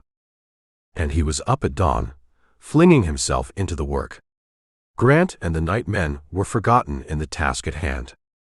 Followed glorious, crisp mornings with the steaks broiling and the coffee simmering, potatoes frying, biscuits in the camp oven, Walters installed as cook for the little outfit. Swift riding after the scattered bunches of barren-grayed cows, culling the steers, shouting across arroyos as the stock plunged to escape the roundup. And the ponies slid down on their tails or climbed like goats, as keen for the work as their riders. And always early, Cora Walsh, loping out from the ranch, doing her share on a wise old cowpony, almost as good as a man, staying till sundown, going back to the ranch again with a cheery wave of hand that Rip came to think was meant for him more than the rest. She was more than making amends. He felt sure of that sometimes. She found opportunity to be with him through the day, and there were glances besides the hand-waving when they parted. Then Walters served the savory supper, and afterward told them in his jerky, effective way many tales by land and sea, adventures credited always to someone else, but which Rip guessed were largely personal experiences. So to bed, tarp on the ground, blankets over, and boots in with the owner to save frozen wrinkles in the morning. Sometimes Walsh stayed out with them. 2 nights of the 5, he went home with his Astor to be near the telephone. By noon of the 6th day, the full shipment was assembled in Little Park, a bowl in the breakdown of the mesa with a spring in the center, and good feed between the sage and mesquite clumps. They were inside wire, but Rip ordered night herd. The day was sultry, and he did not like the look of the weather. He remembered the day of his arrival, the 3 pines standing out against the big cloud, the center one blasted, looking like a great gallows, and the downpour that followed. The stock was to rest quietly till the next day, set for delivery. Rip was responsible, and he took no chances. "Storm may set them milling, if it comes after nightfall," he said. "There's enough of them to stampede, and I've seen less break plumb through 3 Strand. 5 wouldn't hold them. And we don't want to lose them the way other stock's been lost off this ranch. We'll split the night herd." He was quite sure of the men under him. They were good hands, content with their wages and their jobs, and now beyond any possible influence from Grant, if they had ever been susceptible, which he doubted. He supposed he would have to give up his authority when Grant came back, but he was not sure of that. Walsh had meant something when he said his foreman's wage might be continued. Storm masses assembled, seemed to dissolve all through the morning, and soon after noon the weather grew more ominous. Dark gray vapors piled up back of the mesa, the cattle were uneasy at their grazing, there was no air stirring, and every move of the men brought sweat from their skins. There was little to do, but he held them all for the night watch. Even Walters, who rode well enough. Walsh left before supper, approving Rip's plans, leaving them in his charge. "I've got some phoning to do in winding up the business," he said. "Report things in good shape for one thing, thanks to you. You won't stay a hand long, Campbell. You know how to manage." Cora Walsh had not come out. The Mexican commissary colonel, with 1 or 2 companions, were to come out to the ranch to inspect and pay over the money, and she had plans to attend to for their entertainment. "Be sure to be on hand, Rip," Walsh said as he left. "Need you to help talk to them. I can't do it all, and you know the lingo. So does Walters." "How about him?" "Sure, might have known he'd talk Spanish. Never says much, that hombre, but he knows a heap. Both of you show at lunch. Harper can run things out here till inspection." It did not cool off at nightfall, as usual. There was a mist over half the sky, and no stars visible. The air seemed heavy, compressed under the sheer weight of the black cloud mountains behind the mesa, over it now, with streaks of lightning flickering through the mass, and now and then a low rumble of thunder. "She'll be more than just a cloudburst," said Harper. "When she comes, we'll be swimming herd stead of riding." "Yes, sir, we'll be duck-footed before morning." "Who goes on first?" "We'll shoot for it," said Rip, and the dice were rolled on a blanket by the light of the fire. Walters had got a pile of wood, enough for the night, and extra tarpaulin to keep it dry, though Harper vowed it would float off once the storm broke. "I know them when they come this time of year," he said. "Regular nose arc floods. Think there was a lake over you, and someone pulled a slide out of the bottom." 2 men mounted and rode round the dark mass of the herd. The sound of their crooning, melancholy songs came to the others, a word or 2 of the cowboy's lament. "Oh, as I walked down the streets of Laredo, as I walked there in Laredo one day." Tobacco glowed save where Harper softly mouthed his harmonica. The fire burned sluggishly, and the clouds imperceptibly moved eastward. "I got a hunch," said Harper as he tucked his harmonica away. "I sure got a hunch this is a hoodoo night. You heed me, boys, there's going to be before morning. I felt this way before. Once was the night I went and got married, and another time we got mixed in with some rustlers and rode the leather off of our saddles for we got clear. Another time. There's frogs down in the spring to do the core-raking," said the man next to him laconically. "Go down and join them, cowboy." Trouble at Tres Rios. Harper didn't give up. The phrase stayed in the front of Rip's mind. He had used it himself, and now it came with a premonition he set down to the weather and his own nervousness in handling the cattle through the night. The 2 riders were walking their horses round and round the herd that stood not feeding, snuffing, snorting, and occasionally pawing at the ground. Harper, not to be balked, started a new subject. "Fine weather for the night men," he said. "If they got wind we had this herd here all ready to stampede, they'd save the storm the trouble. Drive them over the line and sell them to the Mexican army themselves. They'd buy. Price would likely be better than a regular deal. What would we be doing? Shooting off our little guns, 1 bullet to every 50 against us. It's a night hawk night, I'm telling you." Rip shifted uneasily. The possibility was not too remote. He knew the deal had been kept quiet, but there was no telling where it might have leaked. None knew the sources of information of the night men. It was said that there was at least 1 active member on every outfit. "Jolly rum thing happened once down in the South Seas," said Walters as he made his pipe draw to his satisfaction. "In the New Hebrides, at a place called Aoba. Called the Trader's Graveyard, too. Only there were no graves. The natives who killed them buried them in their bellies. There was a copra planter by the name of Haywards." Silently, Rip blessed the Englishman, as the rest craned to listen to the yarn. There was no sense talking about the night men. That sort of thing made for bad shooting if anything should happen.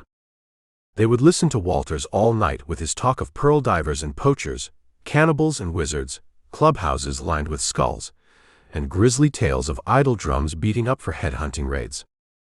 A few heavy drops fell, spitting in the fire, ceased. The gloom seemed to deepen. A livid tongue of flame that lapped the forward edge of the cloud showed it far advanced. When the rain came, they would be in the middle of it. They dragged their slickers to them and put them on while Walters yarned on.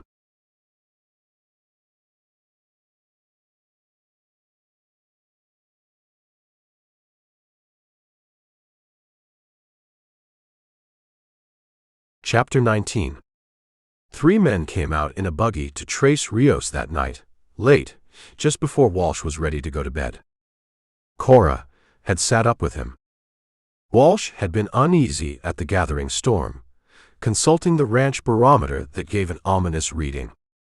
"I think I ought to go out to Little Park," he said. "Why?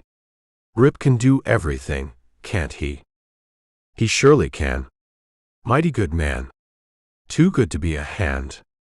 I don't think he will be long." "That's what I told him myself." "Like him, sis?" He asked the question without special meaning, and stared as he saw a swift blush sweep over the girl's neck and face. She nodded at him, conscious of her telltale banner of rosé. "By doggy," he said softly. "Like that, is it? Couldn't suit me any better, Cora. I'd pick him for a brother-in-law, without hesitating. He'll do to take along.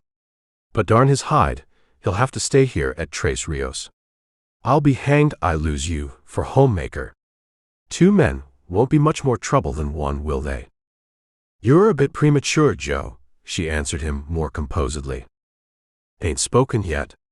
"He will. I've seen it in his eye. Saw it the night you sang in here. He's a bit shy. Best men usually are that way." "Including yourself," Cora parried, thinking that she had seen the look her brother spoke of long before.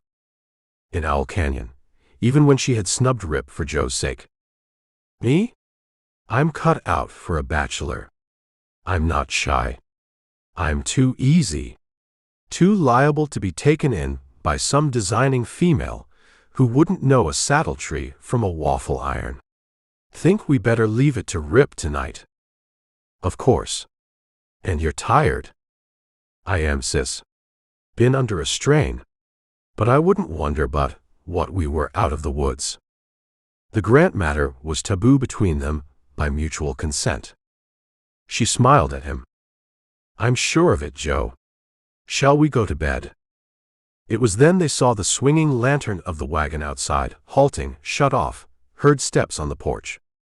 They looked at each other in a quick alarm. The dead Mexican, for all their affected cheer, stalked a constant phantom through the secret places of their minds. Joe went to the door and admitted the visitors. 2 were big cattlemen, the 3rd the sheriff of the county. "We're a bit late, Walsh, but it's important, and we had to go to other places." The speaker was a tall, gaunt man with strong features, iron gray hair, mustache and goatee of the old-timer.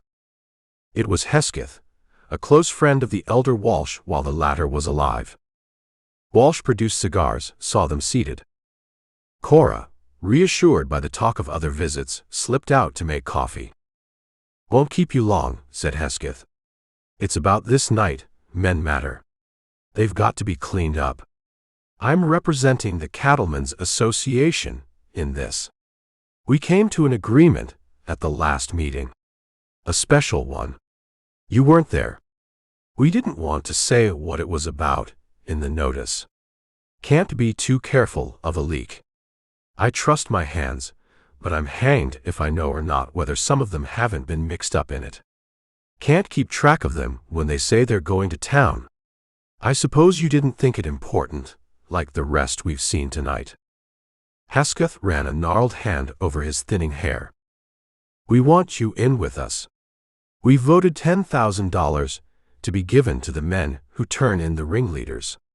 Understand, there are 3 of them. 1 called the chief. We've got the funds, and if we hadn't, we'd raise them by special assessment. You've got that shipment rounded up you were talking about, to me?" He did not mention Diaz, but he was in Walsh's confidence. He had helped in the preliminaries. Walsh nodded. "Holding them in Little Park," he said. "Deliver them tomorrow. Tidy amount there for you. Got a night herd? One you can trust?" "Yes. We've heard a few things. You're in with us on this, of course? In your own interests."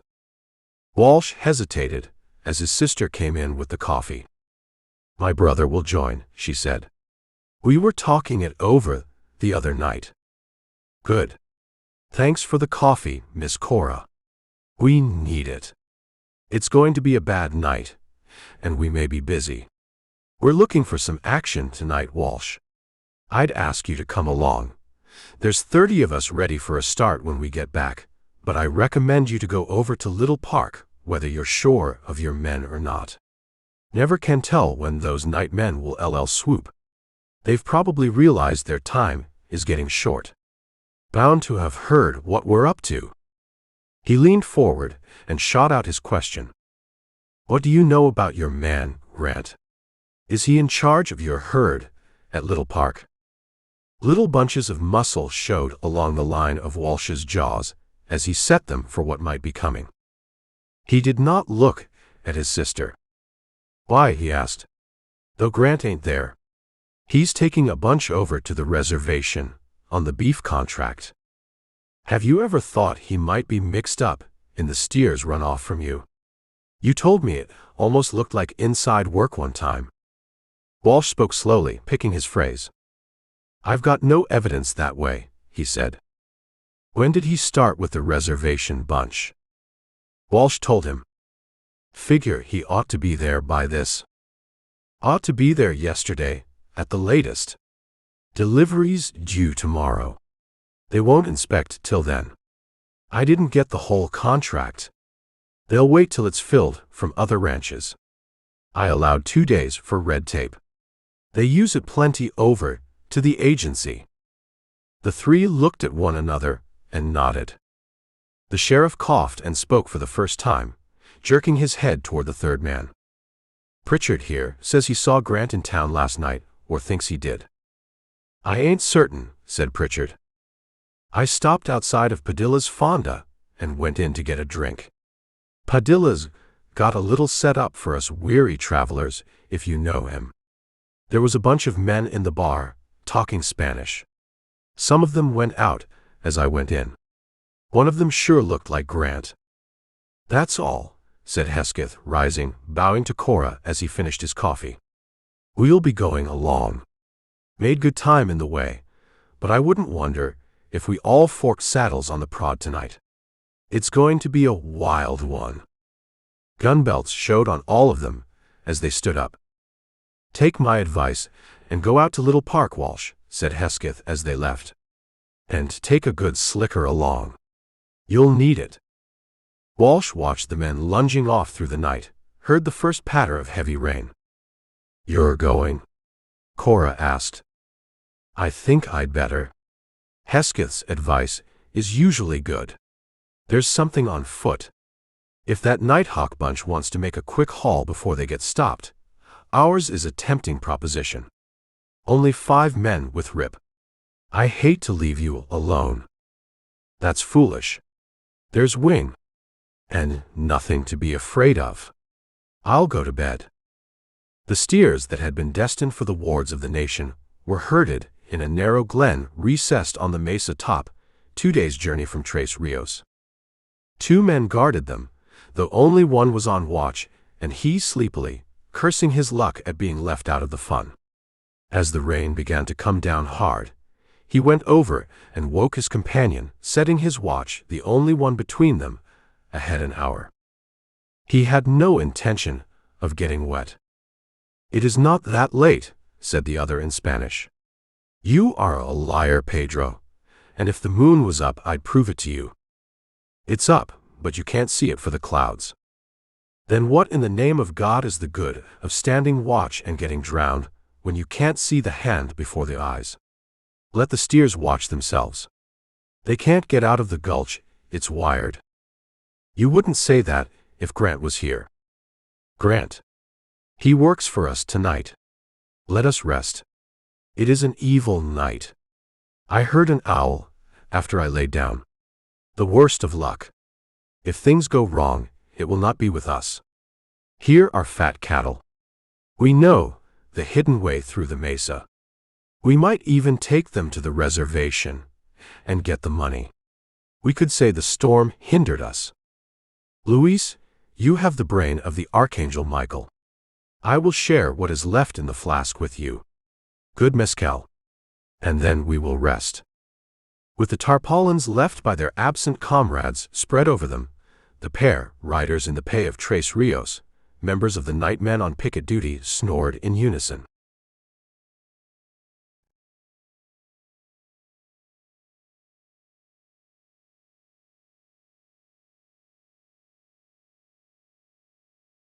Chapter 20. Out from Caroca, clad in ponchos of oiled cloth, hiding them from chin to knee, save as they flapped in the gallop like wings, a masked cavalcade swept through the dark, stormy night, racing toward Little Park, where Rip and Walters, under slickers but with their gun belts outside, rode round the restless herd in their turn at night watch. It was Rip who first caught sight of Walsh, in a gleam of lightning that showed up the hides of the restless herd like wet satin, their tossing horns and restless eyes. "Thought I'd ride over," said Walsh. "Everything okay? All's well so far. We're holding them. It's sure going to be a wet night. Everything all right to the ranch?" "Yes. Miss Cora there alone. With Wing. She wanted me to come." Rip said nothing. A vagrant wish came into his mind that she had not been left at Tres Rios without her brother. But there could be no danger at the ranch. Somehow, he felt there was trouble in the night. "We just went on watch," he said finally. "Good. I'll ride with you." "There's coffee by the fire, under a tarp," said Walters. "Fine. But He never finished the speech. Out of the black night a horde of horsemen swarmed, a shouting mob that split about the herd. Guns fired, stabbing the gloom. Lightning flared, and the rain poured down as men struggled out of blankets and sought their saddles. Riderless horses careened, charging the stampeding cattle. There was a loud clang of breaking wire. Shot after shot echoed in the darkness. 7 men against 5 times as many. Fighting against desperate odds as the thunder rolled and crashed. The herd, once broken, started toward the fence where the wire had been already cut to give passage to the raiders. Though many of them blundered against the wire in their frenzy from fire and storm, the rest poured through the gap toward which they were driven. The majority of the night men seemed bent on exterminating the men in charge of the steers. Whether they recognized Walsh, identified him as the owner, was hard to say. Tremendous bursts of lightning streaked through the clouds or lit up their undersurfaces and all the rain-soaked earth. So brilliant was this display that it momentarily illumined all unmasked faces, bringing them out of the blackness as vividly as a photographer's flashlight. Yet all this was so mingled with the speed and twisting of the horses, necks flung up, rearing bodies, men bending from their saddles to fire or riding close to their mounts' manes while they reloaded, that distinguishing individuals was largely a question of chance. Rip and Walters were the closest together when the rustlers came charging and shouting through the fence in their well-planned offensive, surrounding the herd, driving them off, while they wiped out all witnesses of their crime. That Grant was in this, Rip did not doubt, and he guessed that the reservation delivery had never been made. The foreman and his followers had got wind of the sale to the Mexican Federals, and, knowing every inch of the terrain, had watched the gathering of the herd and waited until the last moment when they could strike most efficiently. As he saw, while lightning glared a ghastly blue, the TR steers leaping through the gap where the wire had been nipped, plunging through breaking strands that gave before their brutish madness or piling up against it in a living wave. Rip, firing at the figures in ponchos whose disguise made it easy to distinguish friend from foe, sought for the foreman. Here was a man's affair. Grant, arrayed against Tres Rios, would be fair game to his gun. The hold Rip fancied Grant held over Walsh could be wiped out and a good riddance. But all the raiders were masked with black silk kerchiefs tied above the bridges of their noses, hanging down to join the bat-like ponchos. From beneath the short folds, hands were thrust to hold reins and shoot, as the robber cavalry systematically went about their butchery. Not without their rebuffs. On his right, Rip saw Walters coolly discharging his gun with deliberate aim, waiting for the lightning flashes that came in fast succession. The Englishman would probably never acquire the cowboy's seat, but he rode like a polo player, weaving through the men who opposed him, and sought to shoot him down in the wild turmoil of gale-flung masses of rain. Rip felt the swift sear of a bullet at his right side, judged it had grazed his ribs, felt a warm gush of blood against the chill of his slicker envelope. His hat was gone by bullet or wind, and the rain pelted at him, obscuring his sight, plastering his hair down on his forehead. What of the rest of his guard, of Walsh, he could not tell. Even Walters was lost in the mad melee now, but he saw ponies galloping by in the glares, their saddles empty, reins trailing, heavy stirrups clattering, and could not tell in the brief glimpse to which side they belonged. His roan bucked, stung by a bullet, but it did not falter.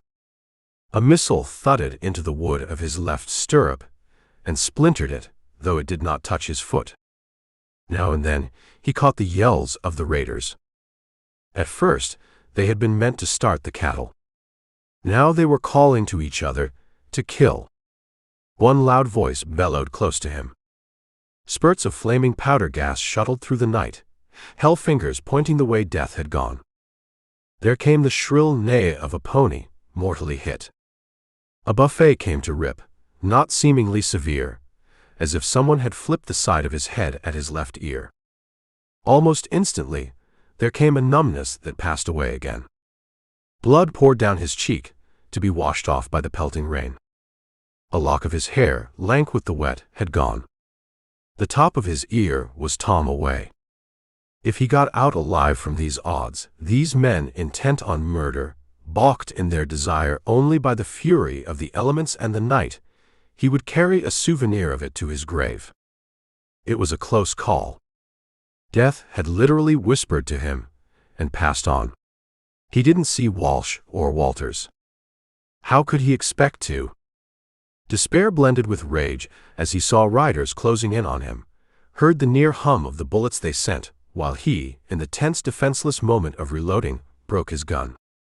Riding like an Indian, elbow crooked about the horn, crouching on one side of his leaping roan, he thrust cartridges into the cylinder with fingers that were stiff from the rain, clumsy, so that he dropped 2 of the shells he had taken from his belt, and straightened up again with only 4 loads between him and the men who rode to surround him. The last flash had shown the cattle all through the wire, displayed little groups where 1 or 2 men fired at half a score, perhaps broke through the ring with empty gun, perhaps went down, and not alone, to the soaking earth. Guns still cracked outside his own particular affray. His comrades were not yet all killed, though none of them could long survive. Clean them up. That came from the night men's leader, with a flash from the side of his pony's neck. Came with a blow, as the bullet bored its way through Rip's left forearm, numbing it so that he could barely hold the reins. He dropped them over his saddle horn, and rode with his knees, swinging the snorting roan straight for the dark bulk whence shot and voice had come. This was not Grant, but it was the voice of the man who had been called the chief in the corral shed. The other reared his horse with spurs and curb to shield the shot he expected, but Rip, wild with the pain of his disabling wound, desperate in the knowledge that soon he must go plunging out of his saddle to oblivion, yet cool enough in his intent and its performance, roweled his own mount. The roan, knowing this called for supreme effort, charged the opposing steed with weight and battle squeal, with drumming hoofs and chiseling teeth. The horse went down, and a shot came up from the ground as the leader crashed and fired upward as he struck dirt. Rip fired back to a target behind the flash, and the struggling horse pawed its way up and went charging off, dragging by one stirrup a man who would never pull trigger again. 1 shot more, hit or miss he could not tell, a swerve in a wild hide-and-seek. He only had 2 cartridges in his gun, one arm useless, the roan tiring a little, perhaps from loss of blood. It was very close to the end. Rip wheeled a little in his saddle. He seemed to see the next flash of lightning through a veil. Down by the fence, the cattle seemed coming back, leaping by the eternal God. These were not cattle, but men, riding like the whirlwind, shouting cries of grim triumph as they came. No ponchos or masks on these. We've got them, boys. Yeah, yeah, yeah. The hoarse gutturals of excited men who sight their human quarry after long suffering and resentment, men who rode without thought of quarter or pity, hardened with the cruelty of justice. The lightning was gone, but ray after ray shot white arrows into the night, winked out and on again. The cattlemen had electric torches that they switched on and off as they rode, their guns barking, biting, while they picked out their targets. The eyes of the horses shone like great jewels as the rays picked them out, and then shot dazzling into the faces of the riders. Taken by surprise, then consternation, as they knew themselves outmatched and their leader no longer able to rally or direct them, the night men sought safety in helter-skelter flight. It was every man for himself, pursued by the avenging posse of the Cattlemen's Association. The raid now broken, a failure, the boasted power of the night men snapped. A lone rider, low in the saddle, raced past Rip, a dull blot in motion, until the lightning revealed him, every hair on the horse slick with rain, the man's black poncho like the hide of a broaching porpoise, his black mask roughly molding his features, hat brim low. On the horse's flank showed the hip brand of the Tres Rios Ranch, TR. It was hard to be sure of color in that momentary glimpse of palpitating, fluctuating light, but if the horse were a buckskin, it was Grant's, the one chosen by him for his first string pony in preference to his own. Incidentally, it was the fastest horse on the ranch. And Rip had seen something else that gave him fresh strength and energy to top the tide of relief that had come with the charging legion of the cattlemen, a wire scar, half-healed, a triangular wound that was unmistakable. It was Grant making toward the ranch. He remembered that Cora was there alone, save for Wing.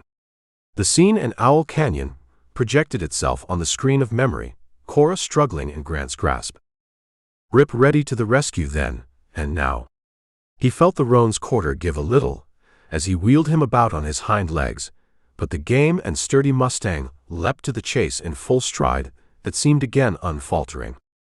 Grant was well away, lost in the darkness. The roan followed a trail that his senses found, though Rip's could not. Behind them, the shots and the shouting died away as they swept round the shoulder of a hill. The rain was ceasing, or passing over. The air was suddenly cold and sweet, and Rip responded to it, alert, forgetful of his wounds, of his loss of blood. He did not believe that Grant thought he was being followed, any more than he imagined he had been recognized. One faint flutter of lightning showed the foreman well ahead, well forward in the saddle, using the most of the buckskin speed. He was gaining on the roan. Let out a link. Rip bent and patted the neck that stretched out rigid as a bar. Up went the roan's head, with an impatient movement that seemed to say, "I am trying." But it was plain that he was doing his best, and that it was not equal to the pace of the buckskin. It was too far to risk one of his two precious shots. He knew now that the bullet had either bruised or broken one of the bones of his left forearm. It was no more good to him than a stick, and every jostle sent a jolt up pain up his arm. To reload without halting was impossible. Hard to accomplish with one hand under the best conditions. The buckskin was drawing away.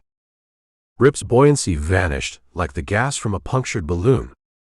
Unseen in the night, his face became gaunt and wan and old, strained, lined deep, while his imagination ran riot as to what the fate of Cora Walsh might be at Grant's reckless, relentless hands that night.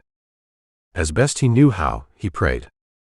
The roan began to falter, to shorten stride, to go lame in its off hind quarter. When Rip patted its neck, he had felt the wound, high on the crest, that first had stung it. But it was plainly hit in the flank or the quarter. Like himself, it had been losing blood, and it was bearing his burden, straining every energy, working the great pump of its heart to the utmost. Good boy, you got to make it somehow. You got to, horse. God, make him last. I can't do it afoot. That devil of a man will get her. God, help us get through and damn him. Chapter 21. Grant felt that he had got clear away from the disaster that had engulfed his companions, overtaken the organization of the rustlers, wrecked his own plans that he had devised so cunningly, and given out to the members of the night men. The men he had taken with him, when he left the two on watch over the reservation shipment, were by now either dead, badly wounded, or captured. Dead, their presence would damn him; alive, he knew they would squeal. His game was up in Kuroka County, but he could still sting like a crushed hornet. He might be able to get away with the reservation stock, though not by delivering them to the agency, for he knew the agent there would have all the news before he could get there. He would have been warned, and offers of rewards would soon be made for him. He would have to rejoin the two, and drive the cattle through secret mesa ways to where he could sell them. That was risky, but possible. But his grand coup had failed, and he was an outlaw. Walsh? He hoped that Walsh had been killed, and then hoped that he had not. He might still milk Walsh from a distance, under threat of the penitentiary and the gallows. As for the girl, he had meant to marry her, to get possession of the TR ranch ultimately. The Night Men organization was only a temporary affair to him, a money supplier, a source of excitement. Cora Walsh he did not crave from any personal, physical choice. He would like to master her, but he knew he would soon tire of her. Girls like La Rose, like La Paloma, were more in his line. But Cora Walsh. Here was his immediate revenge on Walsh, who otherwise might slip from his clutches if Lai had come out of the fight. Grant had some money at Tres Rios in the mattress of his bunk. He'd get that. There was a bottle there as well, a flask of mezcal, strong stuff that would put courage into a cripple. Quite a little money, winnings at Monte. His share of raids, his private stealing from Walsh. Damn Walsh. He'd get even. Damn the girl who flouted him and told him to stay away from the house. She was stuck on Rip Campbell. He was pretty sure he had put a bullet through the cowboy's head, but if he had been mistaken and Rip still lived, why he would be welcome to Cora Walsh after Sledge was through with her. She would be in her room, asleep. Wing didn't count. Save that the fool cook left the back door to the kitchen open of a night. No need to lock doors at Tres Rios, they considered, though he believed that Walsh locked the front door from force of habit every night. But the back would be open, and he knew the lay of the house downstairs. He knew where the girl slept. If her door was locked, it would not matter. He would take her by fright and force, let her scream and scratch as she would this time. He had no idea that he was followed. He might not have much time for what he planned, but he would have enough. The fight was still going on. The cattle would have to be rounded up again. There would be long flight and pursuit. Walsh would wait to know his cattle were safe before he came back if he was able to. He reached the ranch headquarters, pulled up in front of the bunkhouse, and got down from the half-blown buckskin. He did not turn on the light, but crept to his own bunk and found his cash, paper money in a compact package, the flask of mezcal from which he took long gulps, gasping, as the fiery stuff stung tongue and palate and throat while its fumes mounted to his brain. Outside again, he listened, fancying he heard hoofbeats, deciding it was only the drip and splash of rain from roofs and gutters. The back door was open, as he expected. He crossed the kitchen, feeling his way, striking some object against a pan of rising biscuit, stumbling over a chair. A door opened. A voice that squeaked a little called out. "Who that?" "That you, Mr. Walsh?" Grant tore off his mask. "It's me, Wing." "Grant. Got a message for Miss Walsh from her brother.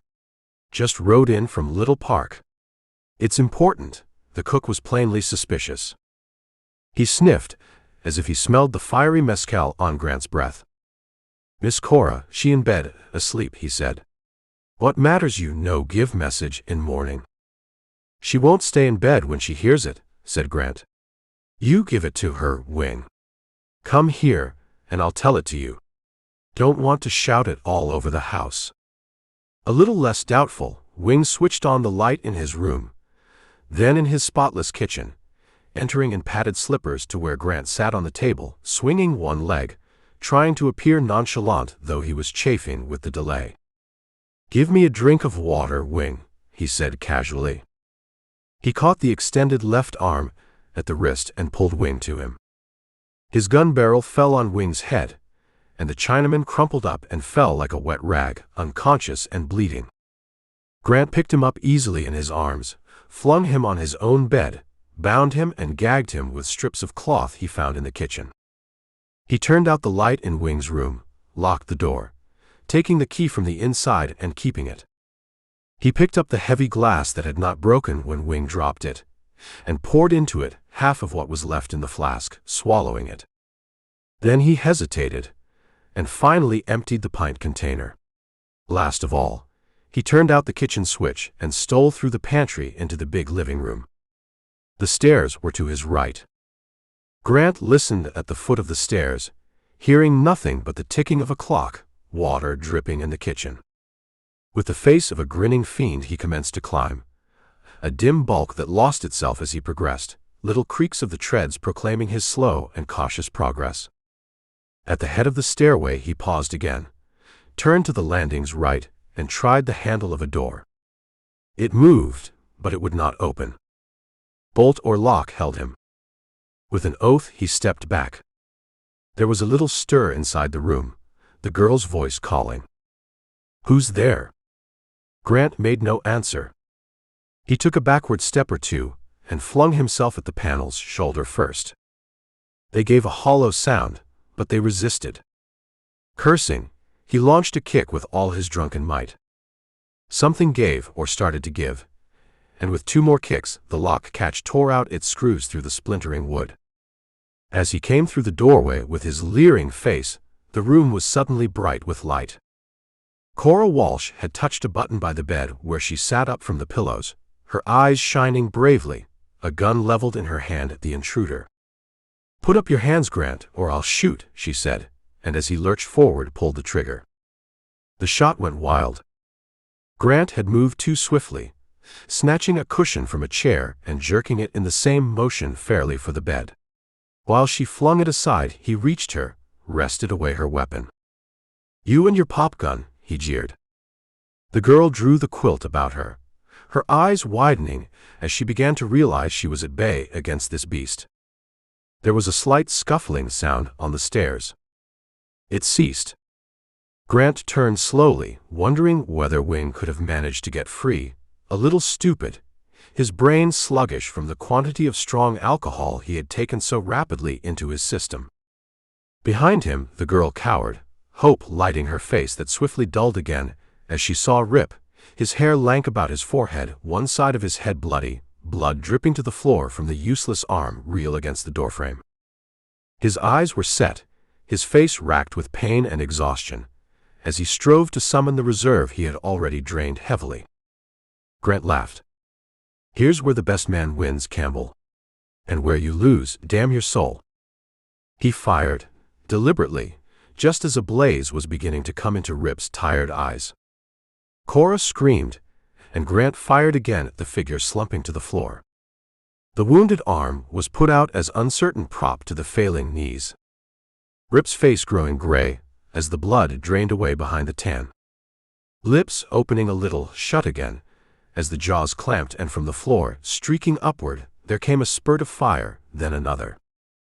The emptied revolver clattered, sliding along the floor, stopped by a rug where Grant clutched the fringe convulsively as he strove to rise and could not. Rip propped himself by the doorframe. His voice sounded hollow as the voice of a ghost. Got here in time. Reckon I just made it.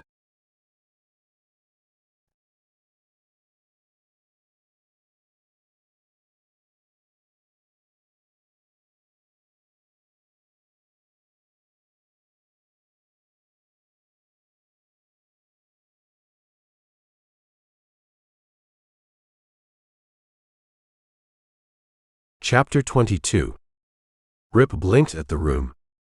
Daylight now, and he was no longer by the door where he had slumped when Grant's shot got him in the shoulder. The second had missed as he had fallen. Or maybe he had got Grant first. Anyway, he had got him. Same room, but he was in bed. Someone came over from the window and stood beside him. "Good man, what? Got your eyes open, have you? Got to keep quiet. Doctor's orders."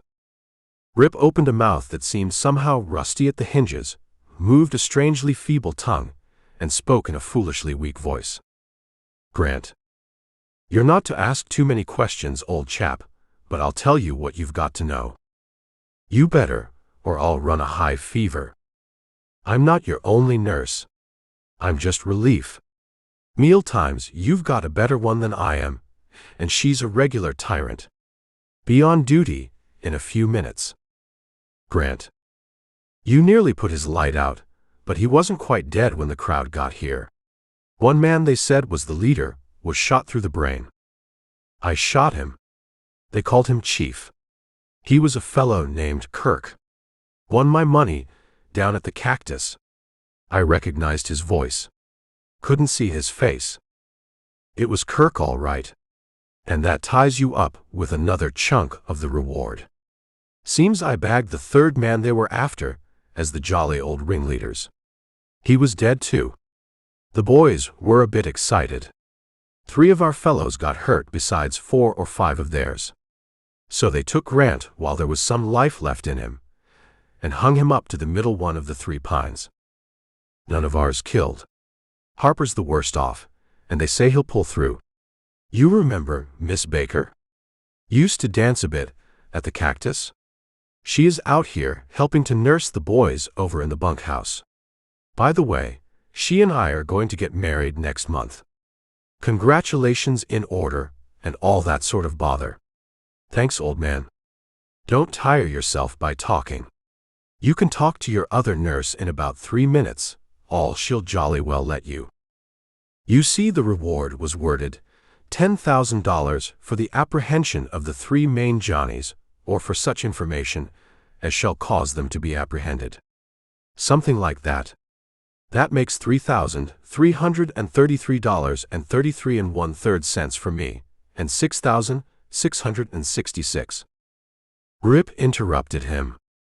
Nothing of the kind. Halves or nothing. Our agreement was to split.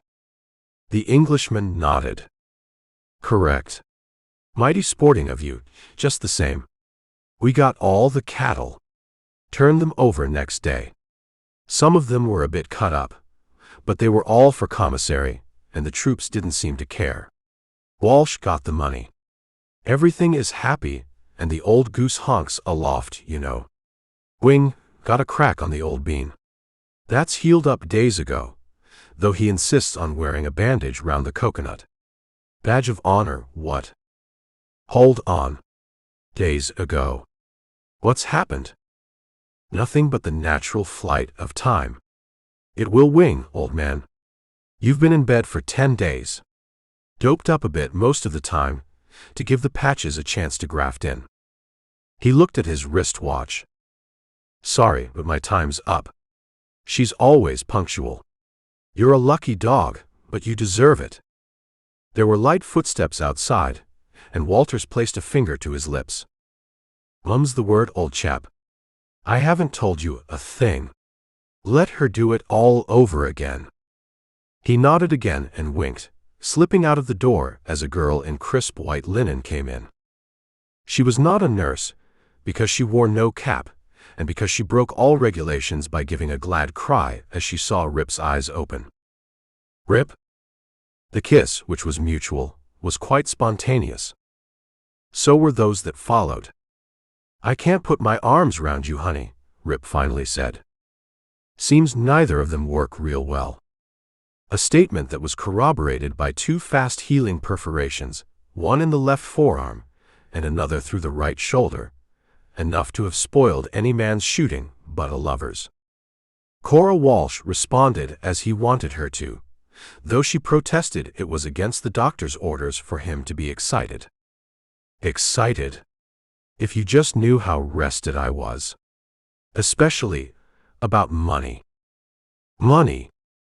She thought he was getting delirious, but his eyes laughed at her. I've got nigh $5,000 coming to me. Enough to buy into a ranch, maybe, or start one of our own. It wouldn't have made any difference, she told him. Not to me. Rip sighed happily. It sure would have to me. Now, I'm going to hurry up and get well. Walters tells me he's going to get married next month. I don't see why I should be left out in the cold like that, just because I happen to be sick for a spell. You are not to talk about anything exciting. If you do, I'll leave you. That'll excite me more. I've got something that will put you to sleep, sir. You wouldn't try to make me take it.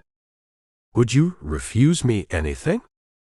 Such talk is silly to those not taking place in it, but it was eminently satisfying to both these two.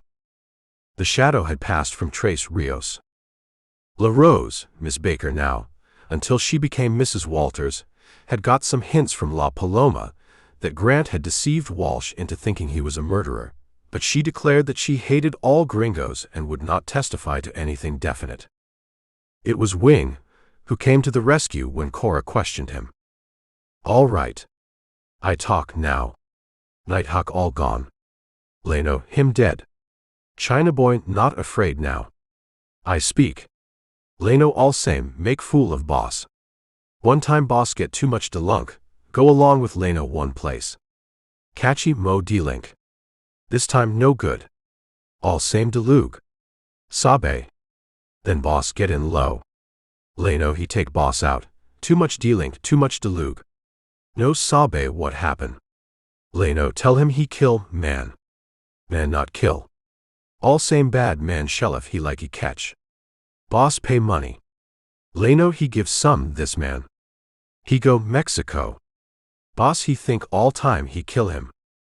How do you know this, Wing? Can you prove it? Sure can do. Catch witness. Mexican gal. This gal, her auntie, she belong along this place all happen. Gal she that place along that time too. By maybe, my cousin he marry that gal. Very foolish, but he in love. Then everybody, damn fool. Walters he damn fool too. He checked himself. I don't think him damn fool. Missy Cora, suppose he fall in love along of you. He'll same fine man, lied like hell, fight like hell. I think he make love same way.